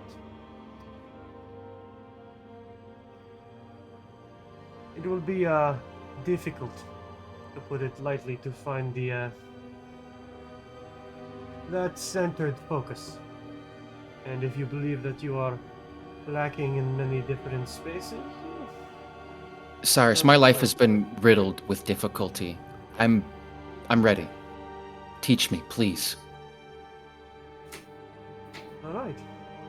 Oh, once some of this disaster calms itself down, we'll need to make trips into the wild to find a little peace and quiet. Perhaps around the time that we deal with your friends, what you call it. Actually, we might have. We did visit the Lunar Gazette earlier today, as I. You didn't go They're try making- to burn it down, did you? Not this time. It's They're making a reparation, a follow-up to the article tomorrow morning. Hopefully, it's not too late. Best time was yesterday, the next best time is now. So, people are who people are. I know there are a lot of these folk who are very angry about how things go, and I understand it, and I also understand that it is fucking childish. And that is not how things actually improve. The more So you you- push, the more you pull, the tighter things become. It is like a Eastern finger trap. Pulling doesn't make things easier. You must push them together. I think I understand. Yes, well, get a lot of people to understand that and then apply it. I remember hearing a story, I want to say it was Catfolk, saying about that if one has enough dreams, and if enough people have the same dream, they can influence the world around them.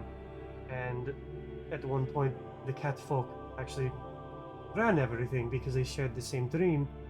Of course, that fell apart, and then, well, get 1,000 cats to dream the same dream, and I will call you a god. Because it just doesn't work.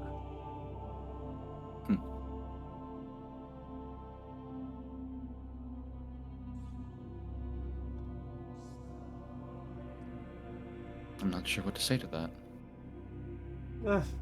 It's just the way of the world. The way that I have seen change actually be implemented, and this is one thing that I think a few of your friends do not understand. Going at something head on can only galvanize things in certain situations. There is a certain value to subtlety, to trickery, to backhandedness, to diplomacy. The trick is telling someone to go to hell and have them leave looking forward to the trip.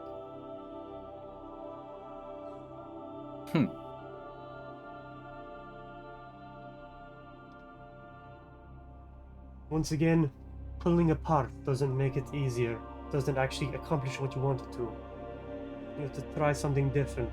Pulling harder, that just makes it hurt worse. Right. This is...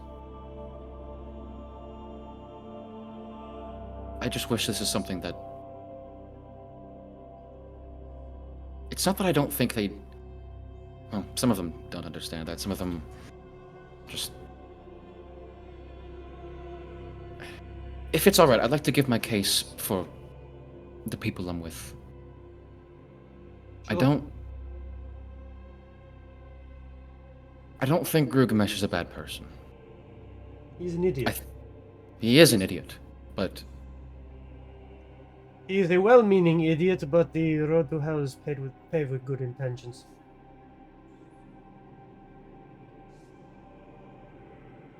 that's the path I was on, and truth be told, I see myself a lot in Gilgamesh. I have and still do make a lot of those stupid mistakes. I haven't...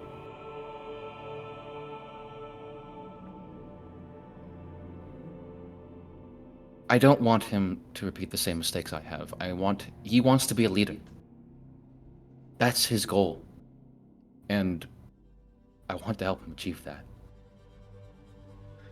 And that will be a long road. Being a leader isn't being the strongest. This isn't orc society where you can just bump off the person who is in charge and Suddenly, you're the head honcho. This is a world where you have to lead by being the example that you wish to bring out in others.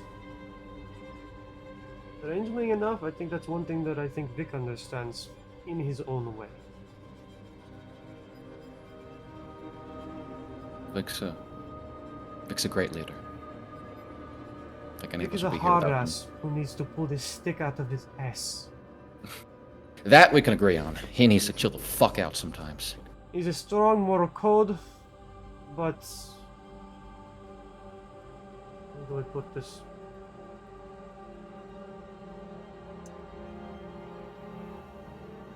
There is a certain flexibility that one needs in life. I was indeed a thief for quite a while in Santala, and after that a thief taker. And I was a very good one. Why? Because I didn't think like cops. Because I was able to think like the people I was hunting.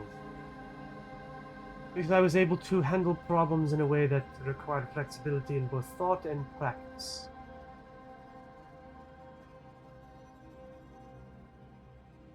Something I guess I need to work on still. I, to be honest, thought I had that down with my experience, but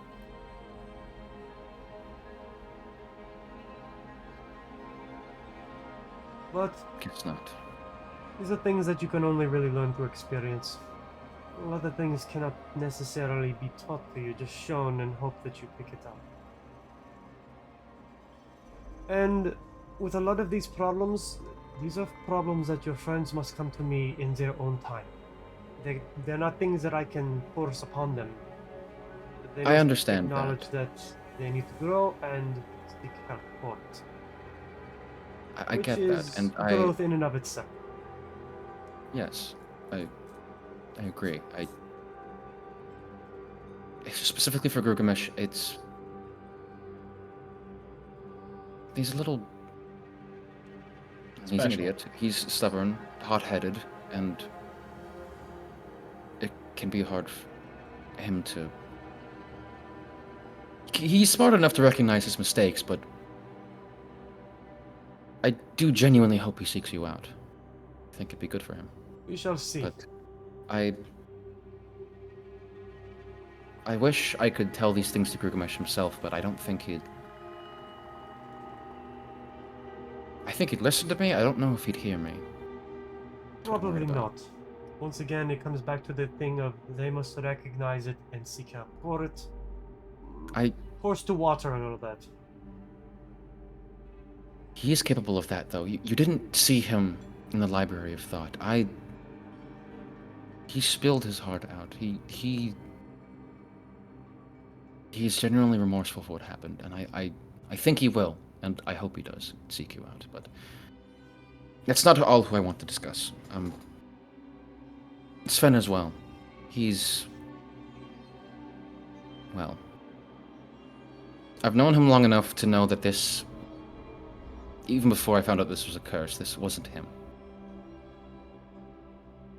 And to be honest, when it comes to Sven, it's more personal feelings. He reminds me of someone I used to know from my home city. Well, let them come of their own volition. Don't push them. I wouldn't even really bring it up. I won't. I think they should come on their own volition as well. I just think that. I just want you to know going in when he does come, he's not an evil man.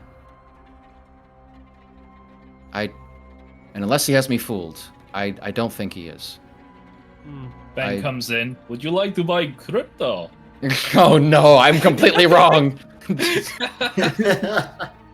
Yeah, just come out to me and look at it in my cyber truck.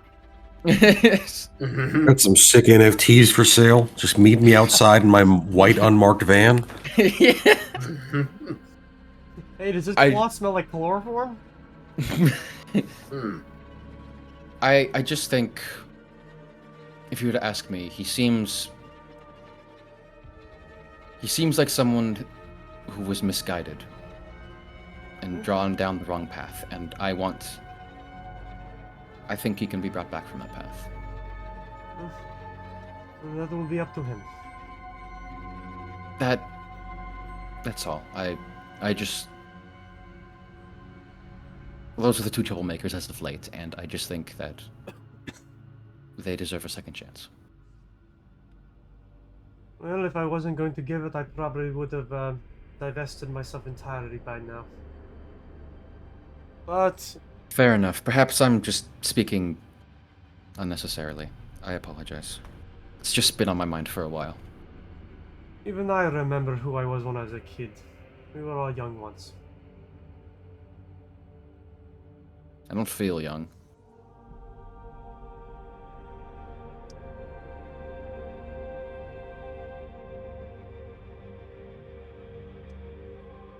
That is life. I guess... For my final thoughts, I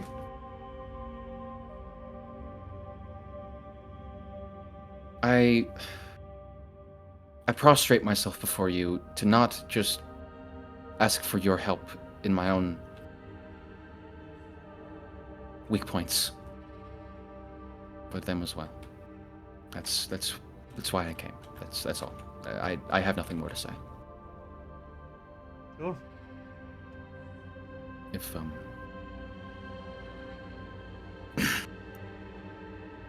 this is awkward for me. If there's nothing more to say, I can just go. At the moment, no. All right. There are I things that I stand think up. are still moving. And, well, I think it will take a few days before things sort themselves out. Yeah. Until then, know that, yes, your people are not dead. In fact, many of them have simply moved. You're still very good at hiding. Sometimes in plain sight. Okay. It moved. I heard there was a settlement in the mountains, northeast, if you want to say. Possibly. I'm from the south, so I don't know the northern part super well. But I can tell you that there is a rather large enclave at Port Azar, hidden in the bricks, Really? in the center of the city. Yes. In Port Azar? Mm-hmm.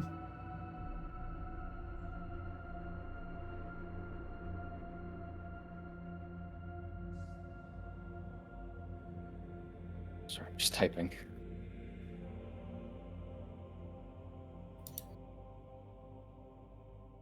I'd also heard, I don't know if you heard of this as well, but in my travels I heard, I thought it was a rumor, I thought it was baseless to be honest, but I'd heard of people down in Old Devron in the mountains there. Devron? Is that right? I have to look at the world map. It's been a while since I heard of it. This was a year and a half ago now, I want to say. It was just a baseless rumor, I thought, but... It would not surprise me. I know there are certain groups that keep themselves near Regent's Fort in order to keep an eye on things. Right. In times past, the people have tried to do their best to separate it from the whole world, and very quickly learned that that did not work. The humans were going to come, it wasn't a matter of if, only when. So it was easier to make them see what they wanted to see, and get them to go somewhere else. Sort of like throwing a rock into a river and watching the water part around it. Huh.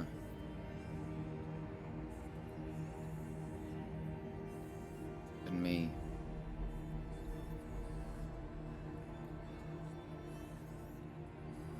Ever since meeting you, you've given me a lot to think about. Thank you for that. Mm-hmm. One last thing. I have countless questions about my people, and I've been terrified to ask, but... Actually, just tell me anything. Just tell me even the smallest fact. I want to know something. I don't know exactly where to start. Whatever comes to mind, just the first thing. A lot of music. I don't know where to start. A lot of food. At least The those music, days what's that- the music like? I only have memories to go off of. It was. I need to. Similar to a lot of human music, but more lively. Larger bands, usually a lot more movement. Sometimes the bands will move through the city, through the town, and play almost like a moving party. Regularly? Saturday nights sometimes. Or if there's a holiday, or if we got married, or a funeral, or people wanted to get drunk. Okay. That is, that's all I need. Thank you. I'll leave you to your business then. I'll always be around, usually. Take care of yourself. Yeah. Turn around and hastily make my way out. Shut the door, and as I'm out of sight, let go of that tension and let the moonshine and whiskey that has been in me finally just kind of stop acting like I'm not halfway drunk already.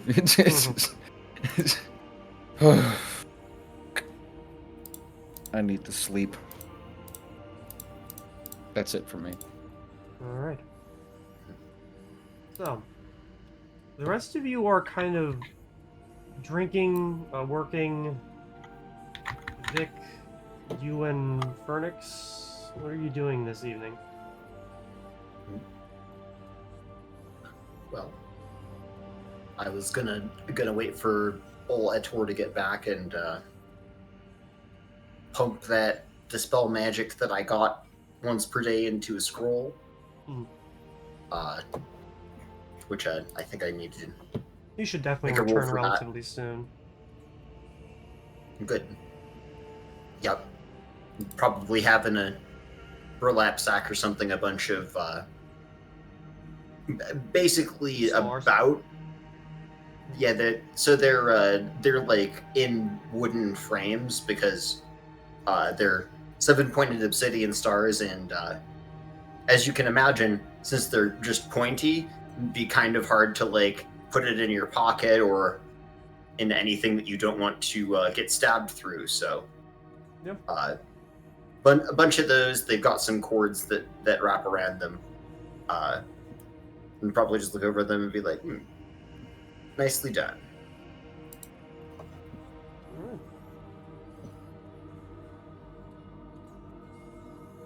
And Vic? Yep. Yeah, he's gonna probably spend a couple hours working with Malia, just hanging out, and honestly, mainly just trying to get away from anything to do with the adventure stuff for a little while. Yep. And she doesn't bring up any kind of topics beyond just gardening or random stuff that she came across that didn't really have to do with like work or shop. Sometimes it would be food from places, or seeing a show in Oxnaburg, or people she met on the road going down to Hassia, something like that. It's always just some random, like, there's no rhyme or reason to a lot of the things she brings up. It's sort of just kind of springing from one thing that happened to the next, just because they're amusing rather than for having any purpose. Yep. So it's probably good for him to, go back to the good old days for a little while. I think Vic is very tired, though, Yeah. in a lot of ways at the moment. So Alright. So you're able to stay there as long as you please. yeah, he'll eventually roll back once, probably a little after the sun goes down. Okay. Is there anything that happens between now and 11? Not on my end. Did you say 11? Yeah. I was planning to craft until 12, and then go to bed. But if something happens at 11, then that would change. Well, it depends. Considering I think 3 of them were going to go catch the sermon from the Herald of the King of Scales. Gurgamesh will probably hang back. Yeah, Yeah, unless they want us to go. Yeah. I would be more comfortable with you being there, but it's a good point about disguises being able to be seen through. Yeah. If we want, Oh, you're Vic can either Joel- probably stand somewhere nearby, Yeah, keep an eye on things, but not actually go in. yeah. I think that would be best. Just stay nearby, but not go in. Yeah. Okay. I will say, just until 11, I'll just not half. I said like a third of the way drunk. I'll just sit down beside Gurgamesh while he's crafting. He's like, mind if I watch? Oh yeah, sure. I think I'm gonna craft until it's time to go to the sermon, and then I'll hang out with Vic till it's Alright. over. All right. But right now, I don't know if you remember back in the Gauntlet, we got some gems from the gargoyles. Yes. I remember. Finally getting around to working on one of those. So I've got about 7 hours put into it, and I need one more to finish it. And I hold over this emerald amulet that I'm working on, and pretty nice, right? Yeah, it's coming along quite nicely. So, You're have you always been amazing with your have you been work. able to do any painting since you've gotten here? Been a little busy with my work. Our Yeah. work. Haven't had much time for anything else. We need to get a side score going. Little of that Grossman lumber action. Because that worked Yeah. out well for us. Yeah, until it doesn't. I wouldn't mind a break, but there's no rest for the wicked, is there? Then no, there is not. Especially when you're as wicked as us. Well, me. Cheers to that. Well, us. Us. Here. I pull up the bottle of bourbon I still had. If I drink any more, I'm gonna be lost. But thank you. Yeah. I guess we should get ready to go then. Yeah.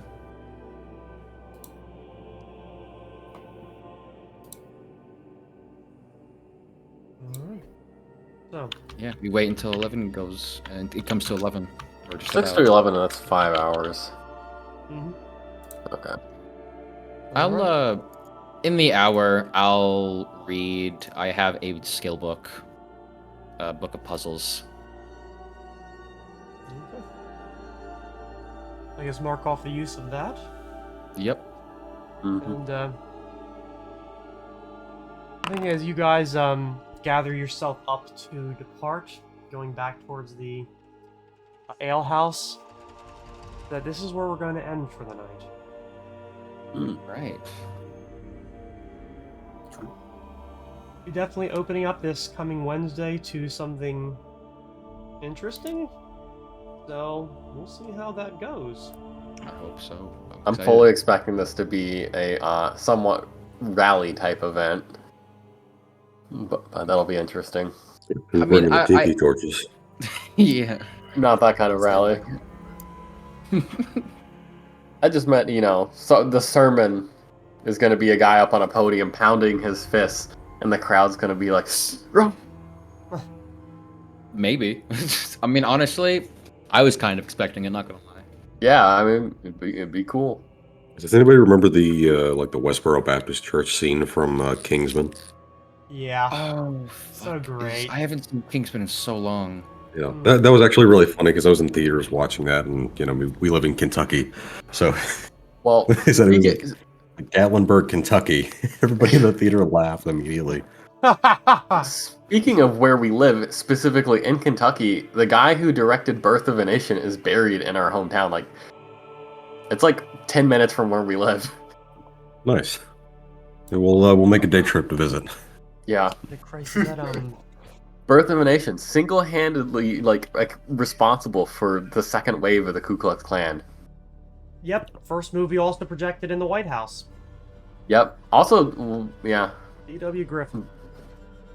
Yeah, he's buried. I don't know. I've always thought about it'd be fun to go out and piss on his grave. I was gonna say, I still like, haven't hey, done that yet. if you can't figure out where Henry Kissinger's buried, Yeah. Well, then again, his grave would probably already be too soaked from the piss to step on it without sinking down into your knees. when I die, soak me in piss, please.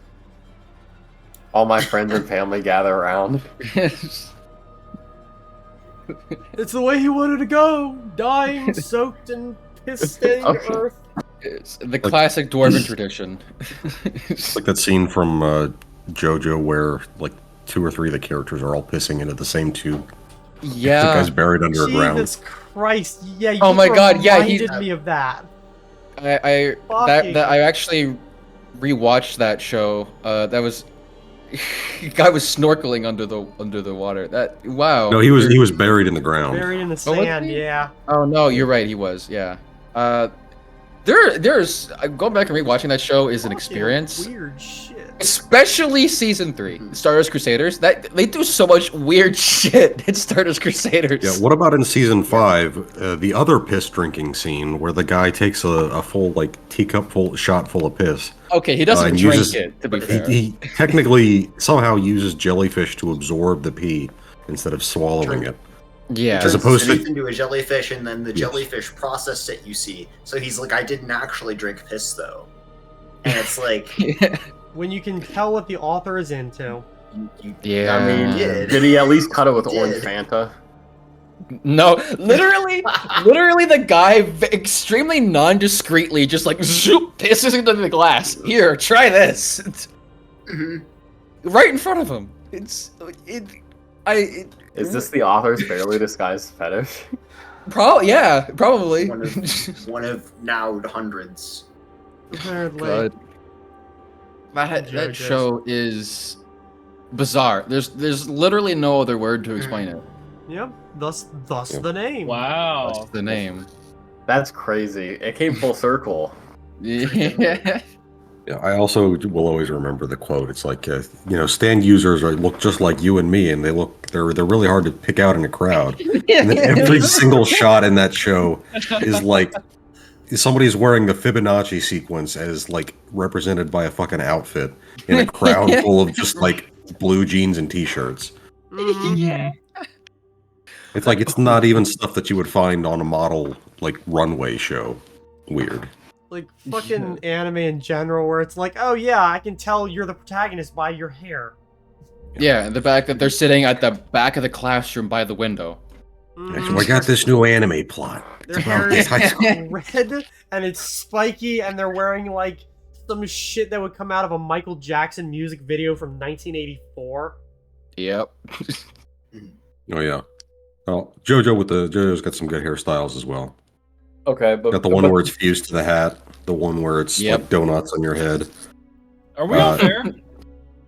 no. No. But I know you guys haven't played the Yakuza mission where you have to help Steven Spielberg film a Michael Jackson music video while Yes, people I are have. trying to attack. I, Oh, I okay. Yes, I have. Okay, That was okay. great. Every time So I hear about stupid. Yakuza, I'm so mad I haven't played it. It's so great and so stupid. Absolutely. Oh. It's near the top of my list. I really want to play Yep. Yakuza.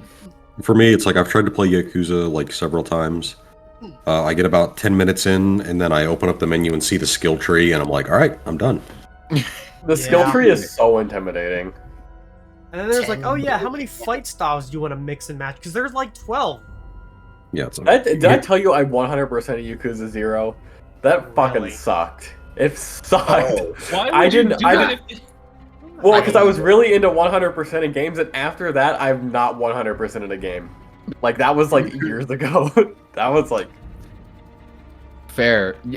From how much content I hear is in like any Yakuza game, the mini games alone that I see. No, yeah. I did start Persona 3 in February, and I still haven't finished it, but I am on track to get 100% and No one shit. run through. So No Um, shit. I'm like in the last 2 weeks of the game. So I don't have a God lot of speed. 100% of games. I have a few. Yeah, like 4. How many? it was mainly a thing I was stopped into when I played PlayStation games. So Yeah. The platinum trophies. yeah, the platinum trophies. Which apparently they're bringing to PC finally. Oh Hey. boy. I mean, some of the Sony games have like pseudo platinum trophies. They're just like regular achievements that you don't get until you get all the other achievements. Yeah. Anyway. All right. Well, I'm sure this was a riveting conversation for the people who are still watching. So we're gonna sign off. Hopefully, catch us in the coming Wednesday. Hopefully, by then everyone will be well, and I won't sound like Uncle Larry who just flew in from Atlantic City and has a great idea for a business that you're just gonna fucking love when you hear it. Get this. All you got to do is design the app for me. How many times have you heard that one, So Adam? easy. My dad has a lot of business ideas. Not gonna lie. I mean, my friend Josh is like, oh, I could totally run my own security company. I can get like all the information from my own work, and I do it, and it's so easy. And I'm like, okay, great, come up with a business idea, and I'll fund it. Never hear from him again. See, I have lots of business ideas. I just don't have any expertise. Yeah. Fair, same, honestly. Like, We should probably sign off before we forget to do that. hold on. That speaking of, if anyone's an electrical engineer, please reach out to me. Or if anybody has questions about Chris Chan, reach out to me. We'll put our contact information for in the questions- comments below. About Chris Chan, reach out to Lan. If anyone's single and looking, We're not gonna tell you where Not to here, reach go out away. to him from. You can just comment, You'll- and I'm sure he'll comment back to you in the chat. Yeah, If just you go to want the to hear channel. about Chris Chan. If Yeah, anyone I'm needs trying to custom- drive engagement for our channel. I'm helping. Sorry, if anyone needs custom-sized toe rings, please contact Barry. ooh, actually, That's Barry, true. I might hit That's you up true. on that. Anyway, also do see you non-custom. guys this coming Wednesday. Bye bye. Or we dig our Bye. grave deeper. Bye. Bye. Like, comment, subscribe.